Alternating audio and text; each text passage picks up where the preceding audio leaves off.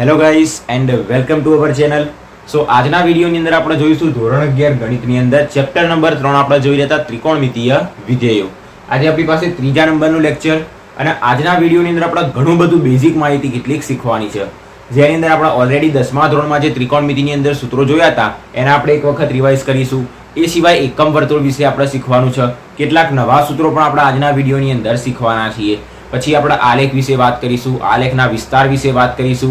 આપણે જ્યારે એકમ વર્તુળ દોરીશું તો એની અંદર આપણી પાસે 4 ચરણ હશે. તો કયા ચરણમાં કયો વિધેય ધન હશે, કયો વિધેય ઋણ હશે, કયો વિધેય કયા ચરણમાં વધે ઘટે, એ દરેકે દરેક વસ્તુ બેઝિક જે રહી આપણે આજના વિડીયોની અંદર જોવાના છીએ.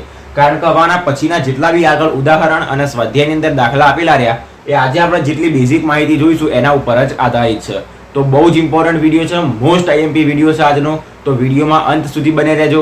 દરેકે દરેક વસ્તુ તમને કમ્પ્લીટ સમજાવી દઈશ, તમને કમ્પ્લીટ ખબર પણ પડી જશે. અહીંયા આગળ હું જેટલી બી વસ્તુ લખું તમારે લખવી હોય તો લખજો, અને ના લખવી હોય અને ડાયરેક્ટ નોટ્સ જોઈતી હોય તો તમને ડિસ્ક્રિપ્શન બોક્સમાં પીડીએફની લિંક મળી જશે. એની અંદર મેં જેટલી બી વસ્તુ આજના વિડીયોની અંદર ચલાવી એ તમને એની અંદર લખેલું મળી જશે. પણ ક્યારે ખબર પડશે? જ્યારે તમે વિડીયો ધ્યાનથી જોશો, એને સમજશો તો જ તમને નોટ્સની અંદર ખબર પડશે. ડાયરેક્ટલી નોટ્સ લઈને જોવા જશો તો તમને ખબર પડશે નહીં. ઓકે, તો સ્ટાર્ટ કરીએ આપણે. સૌ પ્રથમ આપણે ક્યાંથી સ્ટાર્ટ કરીએ? આપણે કેટલાક સૂત્રો જોઈએ જે ઓલરેડી આપણે 10મા ધોરણની અંદર ત્રિકોણમિતિના પરિચયની અંદર જોઈ ગયા હતા. ફરી એક વખત આપણે શું કરીએ, એને રિવાઇઝ કરી દઈએ. તો સૌ પ્રથમ દરેકે દરેકને ખબર છે ત્રિકોણમિતિ આવે મતલબ એની અંદર બધા વિધેયો આવે. કયા કયા? Sine theta, cos theta, ten theta. આપણી પાસે ટોટલ કેટલા? 6 વિધેય. એની અંદર પહેલા નંબરમાં આવશે સાઇન થીટા, પછી આવશે આપણી પાસે કોસ થીટા, પછી ટેન થીટા, કોસેક થીટા, પછી સેક થીટા અને ટેન થીટા અને કોટ થીટા. ઓકે, તો આપણી પાસે આ 6 વિધેય રહ્યા. સૌપ્રથમ આપણાના કેટલાક બેઝિક સૂત્રો જોઈએ કે જે ઓલરેડી આપણે 10મા ધોરણમાં જોઈ ગયા હતા. તો દરેકને ખબર છે કે સાઇન થીટા અને કોસેક થીટા બંને એકબીજાના શું કહેવાશે? વ્યસ્ત કહેવાશે. અને એનું સૂત્ર શું થશે આપણી પાસે? તો કે સાઇન થીટા બરાબર 1 કોસેક થીટા. બરાબર, દરેકના સૂત્ર યાદ હશે. આના ઉપરથી જો આપણે કોસેક થીટાનું સૂત્ર લખીએ તો કોસેક થીટા બરાબર શું થશે? 1 સાઇન થીટા. ડન. એવી રીતના કોસ થીટા અને સેક થીટા પણ બંને એકબીજાના વ્યસ્ત છે. તો એનું સૂત્ર આપણને દરેકને ખબર છે. તો કોસ થીટા બરાબર શું થશે? 1 સેક થીટા. એના ઉપરથી તમે જાતે સેક થીટાનું સૂત્ર બનાવી દો. એ સિવાય પછી ટેન થીટા અને કોટ થીટા બંને એકબીજાના વ્યસ્ત. તો ટેન થીટા બરાબર શું મળશે? તો કે 1 કોટ થીટા. તો કોટ થીટાનું સૂત્ર તમે શું કરો? જાતે બનાવો. શું થશે? કોટ થીટા બરાબર 1 ટેન થીટા. અને અહીંયા સેક થીટા બરાબર શું થશે? 1 કોસ થીટા. આ કેટલાક બેઝિક સૂત્રો હતા જે દરેકને યાદ જ હશે. હવે આપણી પાસે બીજા મેન સૂત્રો છે, જેમ કે દરેકને ખબર છે કે sine square theta plus cos square theta બરાબર 1. પછી આપણે બીજું એક સૂત્ર યાદ કરાયું હતું સેક-ટેન કરીને. જે લોકોએ વિડીયો જોયા છે 10મા ધોરણની અંદર એમને યાદ હશે. સેક-ટેન કરીને આપણે સૂત્ર યાદ રખાયું હતું સેક-ટેન મતલબ sec square theta minus tan square theta બરાબર 1. અને ત્રીજું સૂત્ર કયું હતું આપણી પાસે? તો કે cosec square theta minus cot square theta બરાબર 1. અહીંયા આગળ લખી દઉં. જો સૌપ્રથમ સૂત્ર કયું હતું આપણી પાસે? તો કે sine square theta plus cos square theta બરાબર 1. હવે આના ઉપરથી તમે સાઇન સ્ક્વેર થીટાના કરતા બનાવશો તો 1 કોસ સ્ક્વેર થીટા મળશે. કોસ સ્ક્વેર થીટાના કરતા બનાવશો તો 1 સાઇન સ્ક્વેર થીટા મળશે. મતલબ આના ઉપરથી તમે હજી બીજા બે સૂત્રો બનાવી શકશો. બીજા નંબરની અંદર આપણી પાસે સૂત્ર હતું સેક-ટેન કરી, કે જેની અંદર આપણે કીધું હતું sec square theta minus tan square theta બરાબર શું થશે? 1. આના ઉપરથી તમે બીજા બે સૂત્રો બનાવી શકો, સેક સ્ક્વેર થીટાના અને ટેન સ્ક્વેર થીટાના કરતા બનાવી. ત્રીજું સૂત્ર હતું આપણી પાસે cosec square theta minus cot square theta બરાબર 1. ઓકે, આના ઉપરથી પણ આપણે બે સૂત્રો બનાવી શકીએ, કોસેક સ્ક્વેર થીટા અને કોટ સ્ક્વેર થીટાના કરતા બનાવી. તો કેટલાક બેઝિક સૂત્રો કે જે આપણે ઓલરેડી 10મા ધોરણની અંદર શીખી ગયા હતા. બીજા પણ કેટલાક સૂત્રો હતા જે તમે શીખ્યા હતા, જેમ કે આવતું હતું કે સાઇન 90 થીટા. તમે આવું શીખ્યા હશો કે સાઇન 90 થીટા બરાબર કોસ થીટા. મતલબ 90 માંથી થીટાના બાદ કરીએ તો સીધા સાઇન નું શું થઈ ગયું? કોસ થઈ ગયું અને થીટા પણ આવી ગયું. તો આ માઇનસ અને આ 90 એ બંને ક્યાં ગયા? તો એ બધી વસ્તુ આપણે આજના વિડીયોની અંદર બહુ જ ડિટેલમાં સમજવાના છીએ. દરેકને ખબર છે 90 મતલબ શું થશે? આપણી પાસે કોઈ વર્તુળ હોય એની અંદર 90 મતલબ શું? અહીંયા આગળ જે આવે એ 90 કહેવાય, જેને આપણે શું કહીએ છીએ? π/2 પણ કહીએ રેડિયનમાં. તો 90 ની જગ્યાએ આપણે શેનો ઉપયોગ કરીશું? π/2 નો. તો π/2 માઇનસ થીટા બરાબર શું થશે? કોટ થીટા થશે. આ તો આપણે માઇનસ વિશે વાત કરી. હવે જો અહીંયા આગળ પ્લસ હશે તો આપણી પાસે શું જવાબ આવશે? આ તો આપણે π/2 વિશે વાત કરી. હવે અહીંયા આગળ આપણી પાસે પાઈ આવશે, અહીંયા આગળ 3π/2 આવશે, ત્યારે અહીંયા આગળ આપણી પાસે 2π આવશે. તો સાઇન ની અંદર આપણે π/2 ની જગ્યાએ પાઈ લઈએ તો સાઇન પાઈ માઇનસ થીટા શું થાય? પાઈ પ્લસ થીટા શું થાય? પછી 3π/2 માઇનસ થીટા, 3π/2 પ્લસ થીટા, પછી 2π પ્લસ થીટા, 2π માઇનસ થીટા. આ દરેકે દરેક વસ્તુ આપણે આજના વિડીયોની અંદર જોવાની છે. ઓકે, તો આ કેટલાક બેઝિક સૂત્રો હતા કે જે આપણે ઓલરેડી 10મા ધોરણની અંદર ભણી ગયા હતા, આપણે યાદ કરાવી દીધા. હજી પણ એક સૂત્ર હતું કે જે આપણે ત્રિકોણ ઉપરથી બનાવતા હતા, દરેકને યાદ હશે. આપણે એને શાક પાક સાપા કરીને યાદ કરાવતા હતા. આપણી પાસે કોઈ ત્રિકોણ હોય, કાટકોણ ત્રિકોણ જ હોય એની અંદર. ઓકે, અહીંયા આગળ કાટકોણ ત્રિકોણમાં કાટખૂણો 90°નો, અહીંયા આપણી પાસે કોઈ ખૂણો થીટા હોય, આને આપણે કહી દઈએ a b c. આના ઉપરથી જો આપણે sin θ નું સૂત્ર બનાવતા હોય તો શું બનાવતા હતા? sin θ બરાબર, તો દરેકને ખબર છે સામેની બાજુ ભાગ્યા કર્ણ. ઓકે, તો આની અંદર સામેની બાજુ મતલબ કઈ? તો કે થીટાની સામેની બાજુ, આ થીટા એની સામેની બાજુ મતલબ BC, અને ભાગ્યા કર્ણ, કર્ણ મતલબ 90°ના ખૂણાની સામેની બાજુ AC. તો આ sin θ નું સૂત્ર મળી ગયું. મતલબ આ કયું સૂત્ર છે? તો દરેકને ખબર છે sin θ બરાબર સામેની બાજુ ભાગ્યા કર્ણ. એવી રીતના cos θ હોય તો શું આવશે? તો કે પાસેની બાજુ ભાગ્યા કર્ણ, પાસેની બાજુ ભાગ્યા કર્ણ. યાદ કરો, શાક પાક સાપા. શાક મતલબ sin θ બરાબર સામેની બાજુ ભાગ્યા કર્ણ, પાક મતલબ પાસેની બાજુ ભાગ્યા કર્ણ, અને સાપા મતલબ tan θ નું સૂત્ર લઈશું જ્યારે આપણે, તો સાપા મતલબ સામેની બાજુ ભાગ્યા પાસેની બાજુ. ઓકે, આ દરેક વસ્તુ આપણને ખબર છે. હવે આના ઉપરથી આપણે કોસેક જોઈતું હોય તો આનું ઉલટું કરી દઈશું, કર્ણ ભાગ્યા સામેની બાજુ. સેક જોઈતું હશે તો આનું ઉલટું, કોણ જોઈતું હશે તો આનું ઉલટું કરી દઈશું. બસ આટલા જ સૂત્રો હતા કે જે આપણે 10મા ધોરણની અંદર ભણી ગયા હતા. હવે આના સૂત્રો તો જો દરેકને યાદ હશે, જેનો ઉપયોગ હજી આપણે પાછળ કરવાનો છે. આને આપણે ખાલી એક વખત રિવાઇઝ કર્યા. હવે આપણે ભણવાના છીએ એકમ વર્તુળ વિશે, અને એકમ વર્તુળની અંદર જ હવે બધી વસ્તુ આપણે જોવાની છે. કયું ચરણ, કોણ ધન, કોણ ઋણ, કયો વિધેય વધે, કયો વિધેય ઘટે, દરેક સૂત્રો, આવા સૂત્રો બી આપણે શેની અંદર? એકમ વર્તુળની અંદર જ જોવાના છે. એકમ વર્તુળ શું હોય એ પણ આપણે જોઈએ. તો સૌપ્રથમ આની અંદર તમને કમ્પ્લીટ આઈડિયા આવી ગયો છે. ઓલરેડી આપણે આને જોયેલા હતા, ફરી રિવાઇઝ કરી દીધા. હવે આપણે સ્ટાર્ટ કરીએ એકમ વર્તુળ વિશે. ઓકે, તો એકમ વર્તુળ શું હોય? સૌપ્રથમ તમને નામ લખી દઈએ આપણે અહીંયા આગળ. એકમ વર્તુળ, એકમ વર્તુળ. વર્તુળ ઉપરથી તો લાગે છે કે એક વર્તુળ જ હશે આપણી પાસે. આ ગમે તેવું એક શું હશે? વર્તુળ હશે. અહીંયાથી થોડું દબાઈ ગયું, એની કોઈ ચિંતા નહીં. આપણે તમારા પરિકરથી દોરવાનું, અમારે થોડું આગળ પાછળ થશે, ચાલશે. બરાબર, એક વર્તુળ હશે તો વર્તુળ તો થઈ ગયું. હવે એકમ, એકમ મતલબ એક. એકમ એટલે એવો નહીં કે મીટરનો એકમ, આપણા સોરી અંતરનો એકમ, મીટર સેન્ટીમીટર, એવું બધું એકમ નહીં. એકમ વર્તુળ મતલબ શું? તો કે એવું વર્તુળ કે જેને દરેકે દરેક બાજુની ત્રિજ્યા કેટલી હોય? 1 એકમ હોય. એવું વર્તુળ કે જેની ત્રિજ્યા કેટલી હોય? 1 એકમ હોય. ત્રિજ્યા 1 એકમ હોય. હવે એક એકમમાં 1 સેન્ટીમીટર બી હોઈ શકે, 1 કિલોમીટર બી હોઈ શકે, 1 મીટર બી હોઈ શકે, 1 મિલીમીટર બી હોઈ શકે. ઓકે, 1 નેનોમીટર, ગમે તે હોઈ શકે. મતલબ કેવી હશે? 1 હશે. એની પાછળનો એકમ ગમે તે હોય. ઓકે, જવાબ તો શું હશે? 1 જ હશે. તો 1 centimetre, kilometre, millimetre, metre, nanometre, picometre, ગમે તે હોય. ઓકે, તો આપણી પાસે એકમ વર્તુળ. તો જો એકમ વર્તુળની વ્યાખ્યા લખવી હોય તો શું લખાશે? તો કે જ્યારે 1 સેન્ટીમીટર ત્રિજ્યા લઈને કોઈ વર્તુળ દોરવામાં આવે તો બનતા વર્તુળને આપણે શું કહીશું? એકમ વર્તુળ કહીશું. ઓકે, આ થોડું નાનું થઈ ગયું, અને થોડુંક આપણે મોટું દોરી દઈએ અહીંયા આગળ. તો આપણે અહીંયા સૌપ્રથમ એક વર્તુળ દોરીએ, મોટું દોરીએ થોડું. ઓકે, આ કમ્પ્લીટ આવી ગયું. હવે સૌપ્રથમ શું કરીએ? આની અંદર આપણી પાસે 4 ચરણ હશે. 4 ચરણ વિશે આપણે જોઈએ. દરેકને ખબર છે x અક્ષ અને y અક્ષ, એવી રીતના જ અહીંયા આગળ દોરવાનું છે. આપણી પાસે હશે આ x અક્ષ, અને આડી આપણી પાસે હશે આ y અક્ષ. ઓકે, આ થઈ જશે આપણી પાસે y અક્ષ. હાલ પૂરતું અક્ષ ન ભૂલી જઈએ, કામ કરી અક્ષ ન ભૂલી જઈએ, આપણે અક્ષ ન ભૂલી જઈએ. ઓકે, હવે આપણને દરેકના પહેલા વિડીયોની અંદર આપણે જોયા હતા કે જ્યારે બી આપણે આમ ખૂણાના આમ ફરીશું, મતલબ ખૂણો ક્યાંથી જશે? 0, 30, 45, 90, 180, 270, 360. મતલબ આ બાજુના દરેકે દરેક ખૂણા કેવા હશે? ધન હશે. જ્યારે આ બાજુ ફરીશું તો દરેકે દરેક ખૂણા કેવા હશે? ઋણ હશે. આપણે પહેલા વિડીયોની અંદર જોયું હતું. જેમ કે આ બાજુ તરફ ફરીએ, આ કોઈ વર્તુળ હોય અને એની અંદર જો આપણે આ બાજુ ફરીએ ઘડિયાળના કાંટાની વિરુદ્ધ દિશામાં, આપણે એ પણ જોયું હતું. જેને શું કહીએ? આપણે એન્ટી ક્લોકવાઇઝ. એન્ટી ક્લોકવાઇઝ કે જેની અંદર બધા ખૂણા કેવા હશે? તો કે ધન હશે. ત્યારે આપણે આ બાજુ જઈશું ઘડિયાળના કાંટાની દિશામાં, મતલબ ક્લોકવાઇઝ. તો ક્લોકવાઇઝ કેવી હશે આપણી પાસે? તો કે બધા ખૂણા આપણી પાસે આવશે ઋણ તરફ. આ બાજુ π/2 આવશે, આ બાજુ પાઈ આવશે, 3π/2 આવશે, અહીંયા નીચે આવશે. ઓકે, ખાલી બતાવું છું કે આ બાજુ બધા ભાગે. ત્યારે આ બાજુના ભાગે શું આવશે?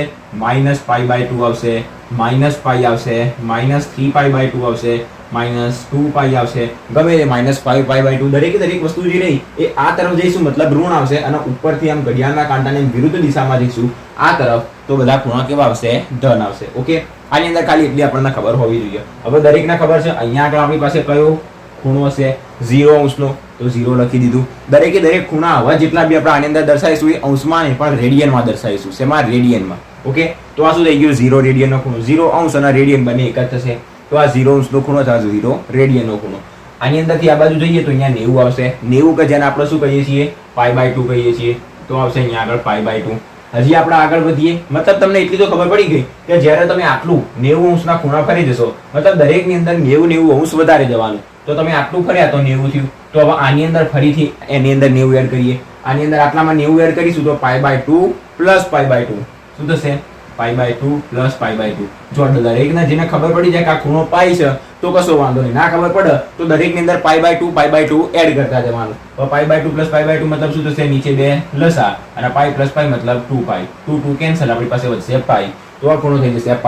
હવે અહીંયા આગળ કયો ખૂણો આવશે? દરેકને જો જેને યાદ હશે 3π/2 ડાયરેક્ટ લખી દેશે.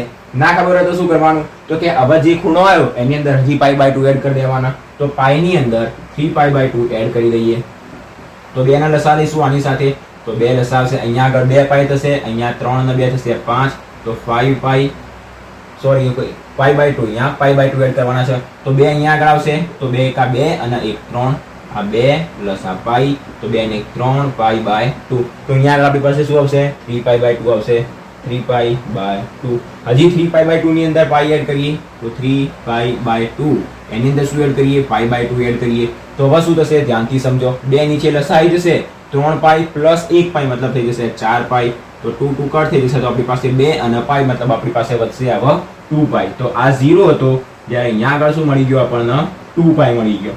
ઓકે, હવે આપણું કામ ફરીથી સ્ટાર્ટ કરવાનું. હવે દરેકે દરેક ખૂણાના ફરી એક વખત આપણે સમજવાના છે. અહીંયા આગળ 2π આવી ગયું. હવે 2π અહીંયા ડન થઈ ગયું. તો હજી હવે આ બાજુ જઈશું તો શું આવશે? ફરી π/2 આવશે? ના. શા માટે? કારણ કે જો આપણે એક ચક્કર મારી દઈએ તો 360 અંશનું આપણું ચક્કર પૂરું થઈ જશે, રોટેશન પૂરું થઈ જશે. પણ હજી તમે એક રાઉન્ડ મારશો, આયા 360 અંશનું પૂરું થઈ ગયું. હવે જો 360 અંશ ફરી એક વખત સમજાવું. તમે અહીંથી સ્ટાર્ટ કરશો આ પોઈન્ટથી, તો તમે અહીંયાથી અહીંયા 360 પૂરું કરશો.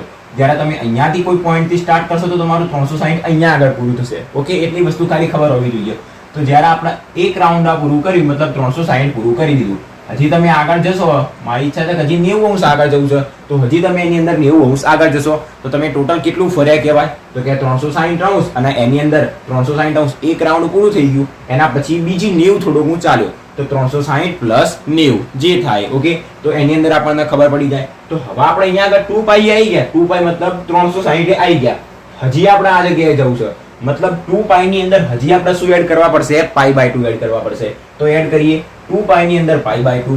જાતે પણ ટ્રાય કરી શકો તમે. આવ્યું 2π ની અંદર π/2 એડ કરીએ. 2π માં π/2 એડ કરીએ તો 2 લસા આવશે. તો 2 થશે 4π પ્લસ π ભાગ્યા 2. તો 4 ને 1 થશે 5π/2. ઓકે, તો અહીંયા આગળ આપણી પાસે π/2 પછી આવશે 5π/2. હવે સમજતા જજો. આની અંદરથી તમને બહુ જ સરળતાથી ખબર પડશે. અહીંયા 5π/2 આવ્યું તો અહીંયા આગળ શું આવશે? આ બંને જગ્યાએ જે x અક્ષ રહી એની અંદર તો કોઈ ચિંતા જ નહીં કરવાની. x અક્ષમાં તો એકદમ બિંદાસ. અહીંયા આગળ શું આવ્યું? 2π. તો 2 એની અંદર 2 એડ કરતા જશો એટલે અહીંયા આગળ આવશે 4π 6π 8π 10π. આની અંદર અયુગ્મ સંખ્યા પહેલી π આવી તો એની અંદર 2 એડ કરીશું તો 3 મતલબ આવશે 3π. હજી એ 2 એડ કરીએ તો 5π. હજી આ બાજુ જશો તો 7π 9π. આગળ આગળ તમે જતા જશો. ચેક કરવું હોય તો કરી દઈએ. 5π/2 ની અંદર આટલું ફર્યા મતલબ એની અંદર π/2 એડ કરવાનું. તો 5π/2 ની અંદર 5π/2 એની અંદર આપણે શું કરીએ? π/2 એડ કરીએ તો શું મળશે? નીચે 2 લસા થઈ જશે. 5 ને 1 થશે 6π. તો એની અંદર કટ કરી તો 3 અને π. તો મળી જશે 3π. હજી 3π ની અંદર π/2 એડ કરીએ તો અહીંયા આગળ આપણને એક ખૂણો મળશે. તો 3π/2 ની અંદર આપણે π/2 એડ કરીએ તો શું મળશે? હવે આપણી પાસે 2 તો લસાઈ જશે. 3 ને 1 થશે 4. આપણી પાસે કેટલું આવ્યું? 3π એની અંદર π/2. અચ્છા, 3π ની અંદર π/2 એડ કરવાનું. તો નીચે આવશે 2 લસા. 3 દૂ થઈ જશે 6π પ્લસ π. 6 ને 1 થશે 7π ભાગ્યા 2. તો અહીંયા આગળ આપણી પાસે કયો ખૂણો આવશે? 7π ભાગ્યા 2. 7π ભાગ્યા 2. હજી તમે ગણતરી કરો. 7π ભાગ્યા 2 ની અંદર હજી આટલું ખૂણો મતલબ π/2 એડ કરીએ તો 7π/2. એની અંદર π/2 એડ કરીએ તો શું થશે? 2 અને 7 ને 1 થશે 8π. તો અહીંયા વધશે 4. તો 4 અને π. તો અહીંયા 2π પછી આપણને શું મળશે? 4π. હજી આગળ જશો તો 6π. 8 પાઈ. ઓકે, આગળ તરફ તમને મળતું જ જશે. જેમ જેમ તમે ચક્કર ઘૂમી જશો, સૌ પ્રથમ ઘૂમીને આવશો તો તમે 360 અંશ કાપશો મતલબ 2 પાઈ. બીજું ચક્કર મારશો મતલબ તમે બીજા 360 કાપ્યા તેને કહીશું 4 પાઈ. ત્રીજા 360 મતલબ 3 વખત તમે 360 ફર્યા મતલબ 6 પાઈ. ઓકે, તો એટલું ખબર પડી ગઈ. અહીંયા પણ તમને ખબર પડી જશે કે તમે એક વખત 180 કાપશો તો પાઈ થશે, બીજી વખત 180 કાપશો તો હજી એની અંદર પાઈ એડ થશે. મતલબ હવે તમે શું કર્યું હતું, આ 360 ફર્યા એની અંદર બીજું 180 ફર્યા, 360 ની અંદર 180 ફર્યા હતા, 360 મતલબ 2 પાઈ, એની અંદર તમે 180 જ ફર્યા, 180 મતલબ પાઈ, તો 2 પાઈ માં પાઈ એડ કરીએ તો શું મળે, તો કે 3 પાઈ મળે. મતલબ આખું ચક્કર કાપ્યા પછી તમે પાઈ અંશ જેટલું, પાઈ રેડિયન જેટલું ફરશો ત્યારે તમને અહીંયા દરેકે દરેક ખૂણા મળશે. આખું ચક્કર કાપ્યા પછી અડધું ચક્કર કાપશો તો તમને આ બધા ખૂણા મળશે.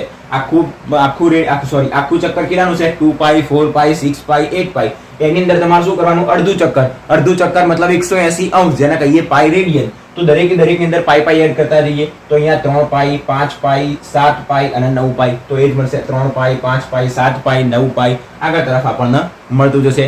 હવે વાત આવે છે આ બંનેની. આની અંદર તો ખબર પડી ગઈ, આમાં પણ ખબર પડી ગઈ. આની અંદર શું કરવાનું, ધ્યાનથી તમે જુઓ, તમને શેનો ડિફરન્સ લાગી રહ્યો છે. અહીંયા આગળ 3 પાઈ ભાગ્યા 2, પછી 3 ની અંદર 4 એડ કર્યા તો 7 મળ્યા, તો 7 પાઈ ભાગ્યા 2. હવે આપણે 7 ની અંદર 4 એડ કરીએ તો આપણને 11 પાઈ ભાગ્યા 2 મળે. શું મળે, 11 પાઈ ભાગ્યા 2. પણ આ તો આપણે અંદાજો લગાવ્યો, આવું ના પણ હોઈ શકે. અને આની અંદર પાઈ હતું, આની અંદર 1 પાઈ હતું, એની અંદર 4 એડ કર્યા ત્યારે આપણને 5 મળ્યા. મતલબ હજી 5 ની અંદર 4 એડ કરીશું તો આપણને શું મળશે, 9 પાઈ ભાગ્યા 2. 9 પાઈ ભાગ્યા 2. આ પણ આપણે શું કર્યો, અંદાજો જ લગાવ્યો. તો એક વખત હજી કન્ફર્મ કરી દઈએ. આપણી પાસે શું આવ્યું, 4 પાઈ. તો 4 પાઈ ની અંદર શું કરીએ, પાઈ બાય 2 એડ કરી દઈએ. તો 4 પાઈ ની અંદર આપણે શું કરીએ, પાઈ બાય 2 એડ કરી દઈએ. જો આ જવાબ આપણને સાચો મળી જાય તો આપણે કહી દેવાનું કે આપણે જે 4 એડ કરીને આગળ જઈએ છીએ એ જવાબ સાચો છે. તો શું થશે, અહીંયા આગળ 2 લસા લઈ લઈએ તો 4 દુ થશે 8 ને 1 9 પાઈ. તો 9 પાઈ ભાગ્યા 2. તો જ્યારે ત્રીજા નંબરમાં અહીંયા 4 પાઈ લીધું બીજા નંબરનું, તો ત્રીજા નંબરમાં આપણને 9 પાઈ ભાગ્યા 2 મળી ગયું. તો મળી ગયું 9 પાઈ ભાગ્યા 2. હવે એવી રીતના અહીંયા આગળ શું મળશે, 9 પાઈ ભાગ્યા 2 ની અંદર તમે પાઈ બાય 2 એડ કરશો તો તમને 5 પાઈ મળશે. 5 પાઈ ની અંદર આપણે શું એડ કરવાનું છે, પાઈ બાય 2 એડ કરશો તો 5 દુ મળશે 10 પાઈ, 5 દુ 10 ને 11 પાઈ ભાગ્યા 2. તો અહીંયા આગળ 11 પાઈ ભાગ્યા 2 આપણને ત્રીજા નંબરમાં મળી ગયું. ડન. મતલબ આપણે જે 4 એડ કરતા જઈએ છીએ, આપણી વાત કેવી છે, સાચી. અહીંયા નીચે સુધી દેખાય છે. Okay, done. તો આ થઈ જશે 11 પાઈ ભાગ્યા 2. હજી આની આગળ જશો તો શું મળશે, 11 માં 4 એડ કરીએ તો 15 પાઈ ભાગ્યા 2, 19 પાઈ ભાગ્યા 2. ઓકે, એવી રીતના આ તરફ આગળ જશો તો આપણને શું મળશે, 9 ની અંદર 4 એડ કરીએ તો 13 પાઈ ભાગ્યા 2, 13 ને 4 17 પાઈ ભાગ્યા 2. તમે અહીંયા આગળ બી જોઈ શકો, જેમ અહીંયા આગળ પાઈ આવ્યું, સૌપ્રથમ પાઈ અહીંયા આગળ આવ્યું, પછી 2 પાઈ, 3 પાઈ, 4 પાઈ, 5 પાઈ, મતલબ એક સામે એડ થાય છે. હવે એવી રીતના અહીંયા આગળ જુઓ, pi by 2 3 pi by 2, 5 pi by 2 7 pi by 2, 9 pi by 2 11 pi by 2. મતલબ આની અંદર પણ શું થશે, જે 2 પાઈ બાય 2 જે એડ થાય છે, બે વખત પાઈ બાય 2 મતલબ કેટલું, આ એક વખત પાઈ બાય 2, આ બીજી વખત પાઈ બાય 2, 1 અને 2 બે વખત પાઈ બાય 2, એક એવી વખત સામે એડ થાય છે. અહીંયા આગળ 1 પાઈ બાય 2 હતું તો એની અંદર આ 2 વખત પાઈ બાય 2 એડ કરી તો આપણને 3 વખત પાઈ બાય 2 મળ્યું. હજી એની વખત 4 પાઈ બાય 2 અને 5 પાઈ બાય 2, તો 5 પાઈ બાય 2. હવે 5 પાઈ બાય 2 ની અંદર 1 અને 2 હજી 2 વખત પાઈ બાય 2 એડ કરીએ તો આપણને 7 પાઈ બાય 2 મળે. તો 5 ની અંદર 2 વખત એડ કરીએ તો 6 અને 7 વખત પાઈ બાય 2 અહીંયા મળશે, 8 અને 9 અહીંયા મળશે, 10 અને 11 અહીંયા મળશે. મતલબ જેમ જેમ તમે આગળ જતા જશો તમને 11 પાઈ બાય 2, 15 પાઈ બાય 2, અહીંયા આગળ 13 ને 17 પાઈ બાય 2 મળતું જશે. ઓકે, આપણે આના ઉપરથી પણ આવી રીતના યાદ રાખી શકાય. બાકી જો તમે ડાયરેક્ટ એવું યાદ રાખવા જશો કે અહીંયા આગળ 3 પાઈ બાય 2 7 પાઈ બાય 2 11, નહીં, ખાલી એક જ ખૂણો યાદ રાખવાનો. દરેકને એટલું તો યાદ જ છે કે સૌપ્રથમ અહીંયા શું આવશે, આપણી પાસે વર્તુળમાં આ જગ્યાએ 0 આવશે, અહીંયા આગળ પાઈ બાય 2 આવશે, અહીંયા આગળ પાઈ આવશે, અને અહીંયા આગળ 3 પાઈ બાય 2 આવશે, અને અહીંયા આગળ 2 પાઈ આવશે. તો 2 પાઈ આવી ગયું, મતલબ 2 એક એવી સંખ્યા કહેવાય યુગ્મ, મતલબ દરેક એની અંદર યુગ્મ સંખ્યા આવશે. આ 1 પાઈ મતલબ 1 જેને કહીએ તો એક એવી કહેવાશે અયુગ્મ સંખ્યા, મતલબ એની અંદર 1 પાઈ પછી 3 પાઈ 5 પાઈ 7 પાઈ એવી રીતના આવશે. ઉપર પાઈ બાય 2 મતલબ એક વખત પાઈ બાય 2. હવે એની અંદર આપણને એટલું તો ખબર પડી ગઈ કે 4 એડ કરવાના છે. તો 1 પાઈ બાય 2 ની અંદર 4 એડ કરી દઈએ તો કેટલી વખત થશે, 4 ને 1 5 પાઈ બાય 2. 5 ની અંદર હજી 4 એડ કરી દઈએ તો 9 વખત પાઈ બાય 2 મતલબ 9 પાઈ બાય 2. એ રીતના 3 પાઈ બાય 2 ની અંદર બી આપણે 4 એડ કરતા જઈશું તો આપણને આ જ પદ મળી જશે. 3 માં 4 એડ કરીએ તો 7, 7 માં 4 એડ કરીએ તો 11. ઓકે, તો આ વસ્તુ આપણે આટલા સુધી હતી. બીજી વસ્તુ આપણે જોઈએ તો બસ આટલી જ વસ્તુ હતી. તમને આની અંદર એટલી તો ખબર પડી ગઈ. કે આ બાજુ જઈશું તો બધા ધન મળશે, આ તરફ જઈશું તો બધા ઋણ મળશે. હવે આ તો આપણે બધા કાંટા આ તરફ જ ગયા છીએ. હવે આપણે ફરવાનું છે આ બાજુ, તો એના માટે આપણે જોઈએ સૌપ્રથમ આ વધારાનું બધું પૂછી દઉં. આની આ જ વસ્તુ આપણે ઋણ માટે સમજવાની છે, એના આપણે સમજીએ.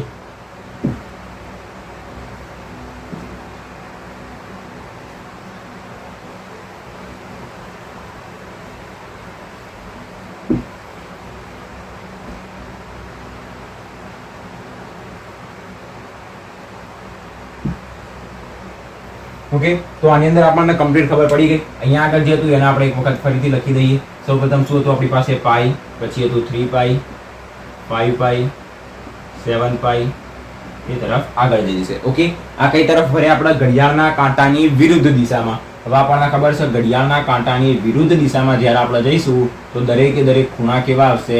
ધન આવશે. હવે આપણે જઈએ ઘડિયાળના કાંટાની દિશામાં. ઘડિયાળના કાંટાની દિશામાં આપણે જઈએ તો ઘડિયાળના કાંટાની દિશામાં બધા ખૂણા કેવા આવશે? તો કે ઋણ આવશે, નેગેટિવ. તો હવે આપણે ફરીએ આ તરફ. તમને એટલી ખબર પડી ગઈ આ તરફ કેવી રીતના ફર્યા? 0 હતું, π/2 આવ્યું, 3 પાઈ, સોરી, પછી પાઈ આવ્યું, 3 π/2 આવ્યું, 2 પાઈ આવ્યું. એ રીતના મતલબ આપણે આ બાજુ ફર્યા. હવે આપણે ફરીએ આ બાજુ ઋણ તરફ. તો અહીંયા આગળ આપણી પાસે જે 0 રહ્યા એ તો 0 જ રહેવાના છે. હવે આવીએ આપણે આ બાજુ. હવે આટલો ખૂણો 90 હોય તો એવી રીતના આ ખૂણો બી 90 જ હોય. જે બી વર્તુળ રહ્યું એની અંદર આપણે x અક્ષ અને આ y અક્ષ દોરીએ એની અંદર આ 1 2 3 અને આ 4 ચારે ચાર ખૂણા કેટલા હોય? 90 જ હોય. ખાલી બહુ જ બેઝિક છે, તેનાથી આપણને એટલી ખબર પડવી જોઈએ કે આ એક દોરીએ, પછી આ બીજો આ દોરીએ. ઓકે, આર્યો ભાગ, આ એક ભાગ, આ બીજો ભાગ, આ ત્રીજો ભાગ, આ ચોથો ભાગ. બધા ભાગ કેવા હશે? એક સરખા જ હશે. ઓકે, વર્તુળનું જેને શું કહેવાય? ચતુર્થાંશ કહેવાય. આનું ક્ષેત્રફળ, આ ચારેયનું ક્ષેત્રફળ કેવું હશે? એક સરખું જ હશે. મતલબ તમે અહીંયાથી આમ જશો ને અહીંયાથી આમ જશો તો તમે સરખું જ અંતર કાપશો. ખાલી આ ધન તરફ કાપશો ને આ બાજુ ઋણ તરફ કાપશો. ઓકે, તો હવે આપણે આવીએ અહીંયાથી અહીંયા સુધી. મતલબ આપણે એક લાઈનથી બીજી લાઈન સુધી આવ્યા. મતલબ આપણે કેટલું અંતર કાપ્યું? 90 અંશ જેટલું. 90 અંશ મતલબ π/2. તો અહીંયા આગળ આપણે અહીંયાથી અહીંયા આવ્યા તો કેટલું અંતર કાપ્યું આપણે? π/2 જેટલું. પણ યાદ રાખો આપણે ઘડિયાળના કાંટાની દિશામાં આવ્યા, મતલબ એનું અંતર કેવું હશે? ઋણ હશે. મતલબ ખૂણો કેવો હશે? ઋણ હશે. મતલબ આપણે -π/2 જેટલો ખૂણો કાપ્યો. હવે અહીંયાથી આ તરફ આવીએ, મતલબ હજી π/2 એડ કરીએ તો π/2 માં હજી π/2 એડ કરીએ તો શું થશે? આપણી પાસે પાઈ થશે. તો એ પાઈ આપણને અહીંયા આગળ મળશે, પણ એ શેની અંદર મળશે? ઋણમાં મળશે. -π આપણે કાપ્યું, હજી એની અંદર આપણે પાઈ એડ કરવા જઈશું તો આપણને શું મળશે? તો કે 3 π/2 મળશે. તો કે 3 π/2. જો એવું ના કરતા અહીંયા આગળ -π/2 એની અંદર -π/2, આ -π/2 આપણી પાસે હતા એની અંદર આપણે π/2 એડ કરવા ગયા તો આ કટ થઈ જશે. ઓકે, પછી આ -π ની અંદર તમે π/2 એડ કરવા જશો તો તમને -π/2 મળશે, જે ઓલરેડી એક વખત મળી ગયું. ચિહ્ન હંમેશા પછીથી લગાવવાનું. આ π/2 હતું એની અંદર બીજું π/2 એડ કરી તો આપણને π/2 પ્લસ π/2 મળ્યું. જે કેટલું મળ્યું? પાઈ મળ્યું. પણ આપણે વિરુદ્ધ દિશામાં આવ્યા, છેલ્લા ચિહ્ન લગાવવાનું. વિરુદ્ધ દિશામાં આવ્યા મતલબ સોરી ઘડિયાળના કાંટાની દિશામાં આવ્યા, મતલબ જે તરફ આપણે ફરતા હતા એની વિરુદ્ધ દિશામાં આવ્યા, મતલબ આપણું ચિહ્ન કેવું હશે? ઋણ હશે. હજી -π. સૌપ્રથમ શું આવે? 0, π/2, પછી આવશે પાઈ, પછી આવશે આપણી પાસે 3 π/2 અને પછી 2 પાઈ. તો એ જ આવ્યું 0, π/2, પાઈ, પછી આવશે 3 π/2 અને અહીંયા આગળ આવશે આપણી પાસે 2 પાઈ. પણ એટલી વસ્તુ ખબર પડી ગઈ કે જો આપણે આ તરફ ફરીશું તો દરેકે દરેક ખૂણા કેવા આવશે? ઋણ આવશે. આ પણ ઋણ આવ્યો, એવી રીતના આ પણ ઋણ આવશે અને આ પણ ઋણ આવશે. એવું ને એવું જ ફરીથી સ્ટાર્ટ કરીએ. આ પાઈ -π/2 આવ્યું, -π/2 મતલબ એની અંદર આપણે કેટલા એડ કરવાના? 4 એડ કરવાના. તો -1 વખત π/2 તો એની અંદર હજી 4 એડ કરીએ તો -5 વખત π/2 તો -5 વખત π/2. દરેકની અંદર માઇનસ માઇનસ લખતા જવાનું. ઓકે ઓકે, તો આપણે ક્યાં હતા? અહીંયા આગળ -π/2 આ તરફ આવ્યા તો આની અંદર કેટલા આપણે એડ કર્યા? 4 વખત π/2 એડ કર્યા, મતલબ -5π/2. અહીંયા આગળ -π હતા તો શું થશે? 1 પાઈ, 3 પાઈ, 5 પાઈ, 7 પાઈ, મતલબ બધા ઋણ તરફ. તો અહીંયા આગળ આવશે આપણી પાસે 3 પાઈ પણ માઇનસ ની અંદર, પછી આપણી પાસે આવશે અહીંયા આગળ 5 પાઈ પણ માઇનસ ની અંદર, 7 પાઈ એ પણ માઇનસ ની અંદર. આ તરફ બધા જઈ જશે. એવી રીતના અહીંયા -2 પાઈ હતો તો -4 પાઈ, -6 પાઈ, -8 પાઈ. ઓકે, એ બધી વસ્તુ મળી જશે. હવે ઉપર તરફ જોઈએ, અહીંયા આગળ -3 π/2 તો 3 π/2 ની અંદર 4 એડ કરીએ, 4 વખત π/2 એડ કરીએ. શા માટે 4 વખત π/2 એડ કરીએ છીએ? ફરી એક વખત સમજાવું, સમજી લો. અહીંયા 3 π/2 હતું, ચિહ્ન હાલ ભૂલી જાઓ. ઓકે, અહીંયા 3 π/2 હતું. હવે મેં કીધું એની અંદર 4 એડ કરતા જવાનું. એ આપણે શેના ઉપરથી સમજ્યા કે જો આપણે ડાયરેક્ટ યાદ રાખવું હોય કે 3 7 11 15 19 તો આપણને એટલું આઈડિયા આવે કે 4 વખત આપણે 5/2 શું કરવાના છે, એડ કરવાના છે. પણ શા માટે આપણે 4 વખત 5/2 એડ કરીએ? આપણે અહીંયા આગળ ઉભા હતા, અહીંયાથી આપણે અહીંયા સુધીનું અંતર કાપ્યું, મતલબ આપણે કેટલા અંશનો ખૂણો કાપ્યો? આ 90 અંશનો ખૂણો કાપ્યો. તમે અહીંયાથી અહીંયા સુધી જશો મતલબ તમે 90 અંશનો મતલબ π/2 રેડિયન જેટલો. હજી તમે અહીંયાથી અહીંયા આવશો મતલબ બીજો π/2 રેડિયન. તો આ પહેલો π/2 રેડિયન, આ બીજો π/2 રેડિયન, આ ત્રીજી વખત તમે અહીંયા આગળ આવશો તો π/2, ચોથી વખત તમે અહીંયા આગળ આવશો તો ચોથી વખતનો π/2. મતલબ 1 2 3 4 4 વખત π/2 જેટલું શું કાપ્યું તમે? ખૂણો કાપ્યો. મતલબ અહીંયા આગળ 3 વખત π/2 હતું અને હું એમ કહું કે એની અંદર 4 વખત બીજા એડ કરી દો તો 3 ની અંદર 4 એડ કરીશું તો 7 π/2 થશે. તો 3 ની અંદર 4 શા માટે એડ કરે એટલું ખબર પડી ગઈ? કારણ કે તમે અહીંયા આગળ 1 2 3 અને 4 બીજા 4 વખત π/2 જેટલું અંતર કાપ્યું, એના કારણે તમને 7 π/2 મળ્યું. એવી રીતના માઇનસ ને ભૂલી જઈએ. 3 π/2 હતું એની અંદર હજી તમે 4 વખત π/2 એડ કરશો. શા માટે 4 વખત? તમે અહીંયા આગળ ઉભા હતા, તમે આ 90 અંશનો ખૂણો કાપ્યો મતલબ π/2 રેડિયન, હજી π/2 કાપ્યો, હજી π/2, ચોથી વખત π/2 મતલબ 3 π/2 હતા એની અંદર હજી તમે 4 વખત π/2 ફર્યા તો 3 ને 4 કેટલા થશે? 7 π/2.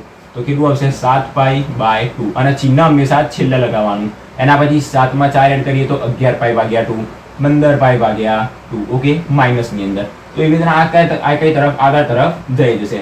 ઓકે, આટલી વસ્તુ આપણે સમજવાની હતી. તો એકમ વર્તુળની અંદર માત્ર હાલ પૂરતું આપણે એટલું જ સમજવાનું હતું કે આપણે આગળ તરફ જઈશું ઘડિયાળના કાંટાની વિરુદ્ધ દિશામાં તો દરેકે દરેક જે ખૂણા હશે એ ધનમાં મળશે, અને ઘડિયાળના કાંટાની દિશામાં જઈશું તો દરેકે દરેક ખૂણા આપણને ઋણમાં મળશે. આટલા ખૂણા ખાલી યાદ રાખવાના. જ્યારે આપણે આગળ એવા દાખલા જોઈશું કે sin 31 π/2. 31 π/2 મતલબ શું? આપણને 31 π/2 તો ખબર જ ના પડે. તો શું આપણે અહીંયા ગણવા બેસીશું કે 19 ની અંદર 4 એડ કરીએ તો 23 મળશે, એમાં 4 એડ કરીએ તો 27, એમાં 4 એડ કરીએ તો આપણને મળશે 31 π/2. મતલબ 31 π/2 જે રહ્યું એ આપણને આ જગ્યાએ મળશે. અહીંયા નહીં દેખાતું, અહીંયા જોઈએ. 31 π/2 જે રહ્યું એ આપણને અહીંયા મળતું હશે. કાં તો અહીંયા મળે કાં તો અહીંયા મળે. આ બંનેમાંથી જ મળી શકે. કારણ કે આ જગ્યાએ કેવા ખૂણા મળશે? π, 2π, 3π, 4π, 6, 7, 8, 9 એ બધા ક્યાં આગળ મળે? x અક્ષ ઉપર મળે. અને નીચે છેદમાં 2 હોય એ કઈ જગ્યાએ મળે? આપણને y અક્ષ ઉપર મળે. ઓકે, તો 31 π/2 કાં તો અહીંયા હશે કાં તો અહીંયા હશે. હાલ આપણે જે પ્રમાણે ગણતરી મારી કે 3 7 11 15 19 23 27 અને 31 તો આપણને એટલી ખબર પડી કે 31 π/2 અહીંયા આગળ હશે. હવે આપણને એવી રીતના પૂછ્યો કે 101 π/2 તો આપણે ગણવાના બેસાય. પરીક્ષાની અંદર 23 27 31 આપણે ગણવાની બેસીએ. તો એના માટે એવા દાખલાની અંદર શું કરવાનું? આપણી પાસે જે બી 31 π/2 રહ્યું એને સૌ પ્રથમ કાં તો આ પાઈ કાં તો આ પાઈ આ બંનેની અંદર કન્વર્ટ કરી દેવાના. કેવી રીતના? કાં તો આમાં કન્વર્ટ કરી દેવાના. અને જે કિંમત આપણે જાણતા હોઈએ, હવે આપણે કઈ કિંમત જાણીએ છીએ? sin 90 જાણીએ, 45 જાણીએ, 60 જાણીએ, 30 જાણીએ, sin 30, sin 45, sin 60, sin 90 આવી કિંમતો આપણે જાણીએ. તો આપણે શું કરવાનું? એવી કિંમતોની અંદર જે 31 π/2 રહ્યો એને આપણે ફેરવી દઈશું. જે દાખલા આવશે જ્યારે ઉદાહરણના સ્વાધ્યાયના બહુ જ સરળતાથી હું તમને આવા દાખલા સમજાવી દઈશ. પણ હાલ આપણને એટલી ખબર હોવી જોઈએ કે 31 π/2 હોય ક્યાં? તો ક્યાં આગળ હશે? y અક્ષ ઉપર. y અક્ષ ઉપર હોય કે નીચે હોય એ નહીં જાણવું, ખાલી હશે ક્યાં? y અક્ષ ઉપર. અને એની કિંમત કેવી રીતના શોધવી એ આપણે ઉદાહરણના સ્વાધ્યાયના દાખલાની અંદર જ્યારે આવશે ત્યારે આપણે જોઈશું. ઓકે, તો હાલ એકમ વર્તુળની અંદર આપણી પાસે આટલું હતું. હજી બીજી આપણે વસ્તુ સમજવાની છે એકમ વર્તુળની અંદર કે 0 1 એના યામ વિશે આપણે સમજવાનું છે. આની અંદર તમને કોઈ ડાઉટ નહીં હોય, ફોટો પાડવો તો ફોટો પાડી લેજો. નોટ્સ તમને PDF મળી જશે ડિસ્ક્રિપ્શન બોક્સમાં, તો ત્યાંથી તમે લખી શકો, વાંચી શકો, જોઈ શકો. હાલ અહીંયા સુધી રાખીએ. નેક્સ્ટ હવે આપણે બીજી કેટલીક વસ્તુ જોવાની છે એ સ્ટાર્ટ કરીએ.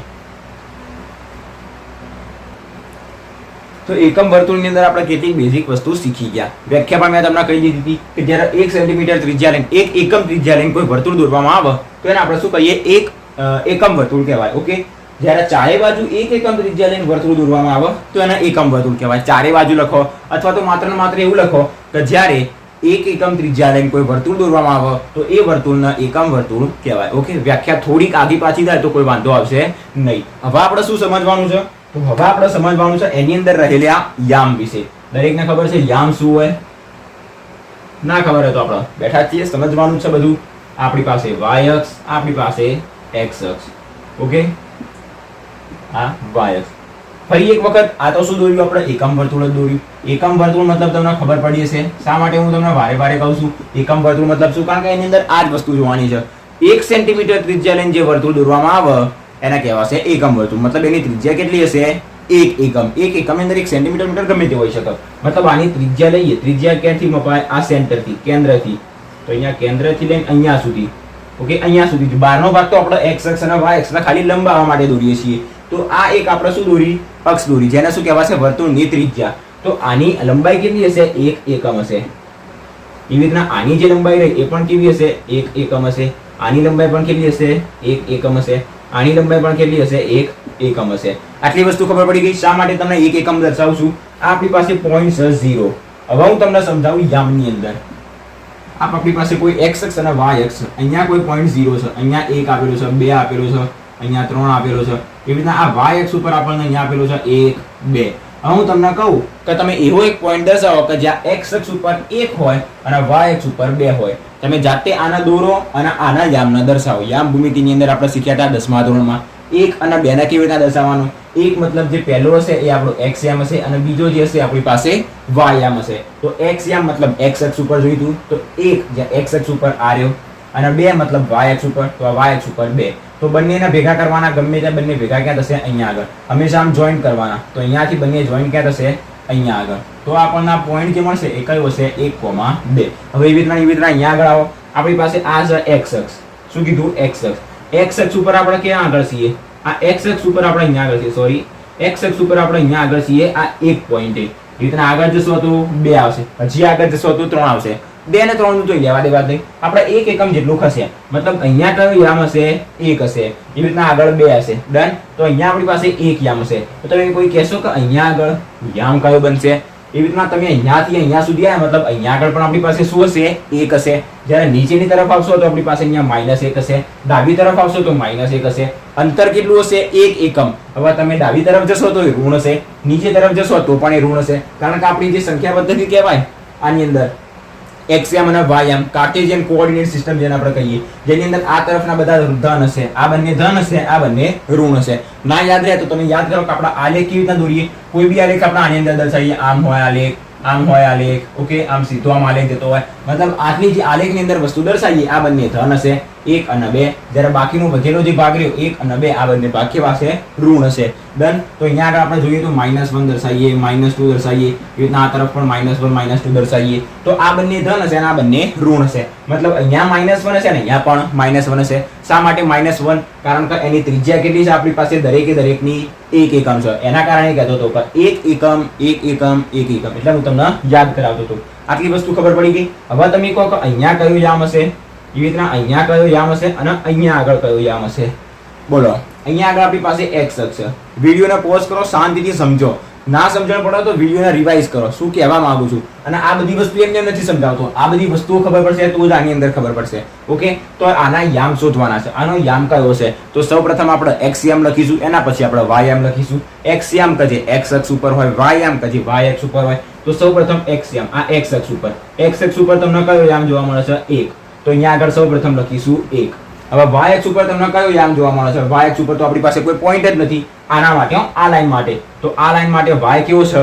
0 છે. મતલબ એનો y યામ શું હશે? 0. ફરી એક વખત સમજાવું તમને આલેખની અંદર. આના આ જ આલેખની અંદર હું તમને એમ કહું કે એક પોઈન્ટ એવો દર્શાવો કે 1 0 દર્શાવવાનો છે. 1 0 મતલબ x અક્ષ ઉપર 1 અને y અક્ષ ઉપર 0. x અક્ષ ઉપર 1 અને y અક્ષ ઉપર 0. તો y અક્ષ ઉપર 0 ક્યાં છે? આ રહ્યો. તો આના નાના દર્શાવવો હોય તો આપણે અહીંયા આગળ દર્શાવીએ.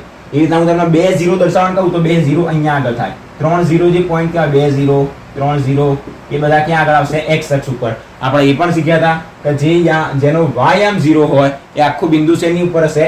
x અક્ષ ઉપર હશે. અને જેનો x યામ 0 હોય એ બિંદુ y અક્ષ ઉપર મળે. યામ ભૂમિતિ ચેપ્ટર ભણ્યા હશો તો તમે બહુ સરળતાથી આ બધી વસ્તુ શીખી શકશો. હવે જેને ના યાદ હોય એના માટે હું બેઠો છું એટલે હું તમને દરેકે દરેક વસ્તુ સમજાવું છું. ઓકે, તો આટલી સુધી, અહીંયા સુધી. હવે આપણે અહીંયા પાછા આવીએ તો આ યામ આપણને મળી ગયો 1 0. આ ચારે ચાર જોશો એટલે તમને ખબર પડી જશે કે કેવી રીતના આવ્યો. હવે આને તમે જાતે બનાવો. અહીંયા સૌપ્રથમ આવશે x યામ, પછી આવશે y યામ. તો x યામ ક્યાં હશે? x અક્ષ ઉપર. તો આ x અક્ષ ઉપર. પણ આપણે આના માટે વાત કરી રહ્યા છીએ. તો અહીંયા આગળ કઈ લાઈન જોવાની? આ લાઈન જોવાની. જે યામ હોય એની એ લાઈન જોવાની. તો આ લાઈન જોવાની. અહીંયા આગળ 0 આવ્યો. 0 ક્યાં આગળ આવ્યો? આ લાઈન ઉપર. મતલબ આ તો x અક્ષ. તો x અક્ષ ઉપર કેવું છે? 0. મતલબ પહેલા 0 આવશે. અને y અક્ષ આપણી પાસે આ રહી, આ y અક્ષ. અને y અક્ષ ઉપર આપણી પાસે પોઈન્ટ કયો છે? 1. તો આના યામ થશે 0 1. એવી રીતના અહીંયા આવો તો અહીંયા તમે જોશો તો આના યામ માટે સૌપ્રથમ આપણા x અક્ષ જોઈએ. તો આ x અક્ષ. x ઉપર આપણે 0 થી -1 સુધી આયા, મતલબ અહીંયા y આમ છે -1. હવે y આમ કયો છે? હવે y આમ તો કોઈ સદ નહીં આપણી પાસે આગળ પાછળ, 0 જ આપણી પાસે બિંદુ જોઈન્ટ છે, તો y આમ એનો આવશે 0. હવે આ તો તમે જાતે કરી શકશો. અહીંયા આગળ આપણી પાસે આ શું કહેવાશે? આપણો y ઉપર આવેલું છે, આપણું આખું બિંદુ y ઉપર આવેલું છે, મતલબ એનો x યામ શું છે? 0. x યામ 0, તો y ઉપર આપણી પાસે શું હોય? -1. આ વસ્તુ યાદ રાખજો, આના પછી તમે બહુ સરળતાથી સમજી શકશો. આપણું જે આ બિંદુ રહ્યું, આ બિંદુ આપણી પાસે છે ને કઈ અક્ષ ઉપર છે? આ બિંદુ આપણી પાસે x અક્ષ ઉપર છે. જો આ બિંદુ આપણી પાસે x અક્ષ ઉપર હોય, મતલબ એનો y આમ 0 છે, તો y આમ 0 થઈ ગયો, અને x અક્ષ ઉપર 1 એકમ છે, મતલબ એનો યામ કયો હશે? 1 હશે. હવે આ બિંદુ શેની અંદર છે? y અક્ષ ઉપર, મતલબ એનો x યામ 0, તો પહેલો x યામ 0. આ બિંદુ x અક્ષ ઉપર, તો y યામ 0. આ બિંદુ y અક્ષ ઉપર, તો એનો x યામ 0. સૌપ્રથમ આગળના ભાગે આવશે એનો x યામ, અને પાછળના ભાગે આવશે એનો y યામ. આ થઈ ગયું x યામ અને y યામ, અને એના માટે એના 4 યામ, x યામ અને y યામ. આ તો ખાલી જે આપણે ઓલરેડી શીખી ગયા હતા એને ફરીથી શીખ્યા. અને હવે આપણે શું શીખવાનું છે? કે જે આપણે એમ કહીએ છીએ કે પહેલો x યામ હોય અને બીજો y યામ હોય, એની જગ્યાએ હવે આપણે એ શીખવાનું છે કે જે પહેલો x અને y હોય એની જગ્યાએ આ એકમ વર્તુળની અંદર પહેલો જે યામ હશે એ કોનો હશે? તો કે cos નો હશે, cos θ નો. જ્યારે બીજો જે હશે કયો હશે? sin θ હશે. કયો હશે? sin θ. હવે આપણે જોઈએ, દરેકના ત્રિકોણમિતિનું કોષ્ટક યાદ હશે, ના હોય તો એક વખત ખાલી જોઈ લો, છતાંય ના યાદ હોય તો આપણે અહીંયા આગળ હું તમને સમજાવું. ત્રિકોણમિતિનું કોષ્ટક યાદ કરો. અહીંયા આગળ આપણી પાસે કયો પોઈન્ટ આવશે? 0. આ એકમ વર્તુળ અને ખૂણો કયો આવશે?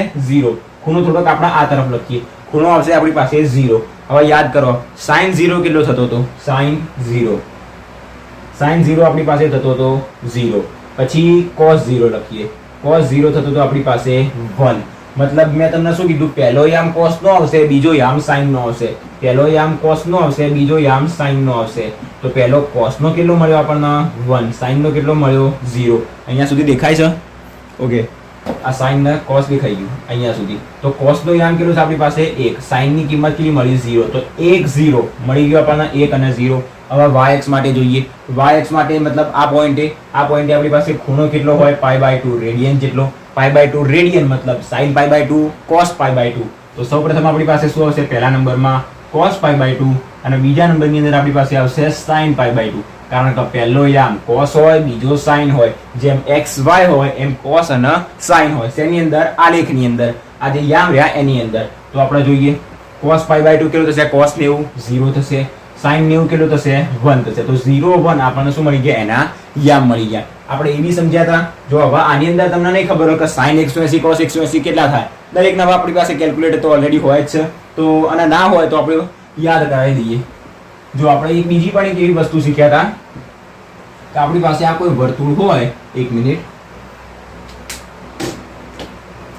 એની અંદર આ y અક્ષ અને આ x અક્ષ, અહીંયા આપણી પાસે કોઈ કિંમત 1 આવતી હોય તો સામેની બાજુ -1 જ હોય. કારણ કે સામસામેની જે કિંમત રહી એનો સરવાળો 0 થવો જોઈએ. જો અહીંયા આગળ -1 આવતું હોય તો અહીંયા આગળ 1 હોવું જોઈએ. સામસામેનો સરવાળો 0 થવો જોઈએ. હવે 1 ને 0 ક્યારે થાય? કે જ્યારે એની અંદર -1 એડ કરીએ, અને -1 0 ક્યારે થાય? જ્યારે એની અંદર +1 એડ કરીએ. હવે આપણી પાસે અહીંયા આગળ કેવું છે? જો અહીંયા તો 0 આવ્યું. શું 0 આવ્યું? sin θ. મતલબ sin ની કિંમત અહીંયા આગળ 0 આવી. તો આપણે તો શું કરવાનું છે? એનો સરવાળો 0 લાવવાનો છે. તો શું નહીં, સામે બી શું મૂકી દેવાનું? 0.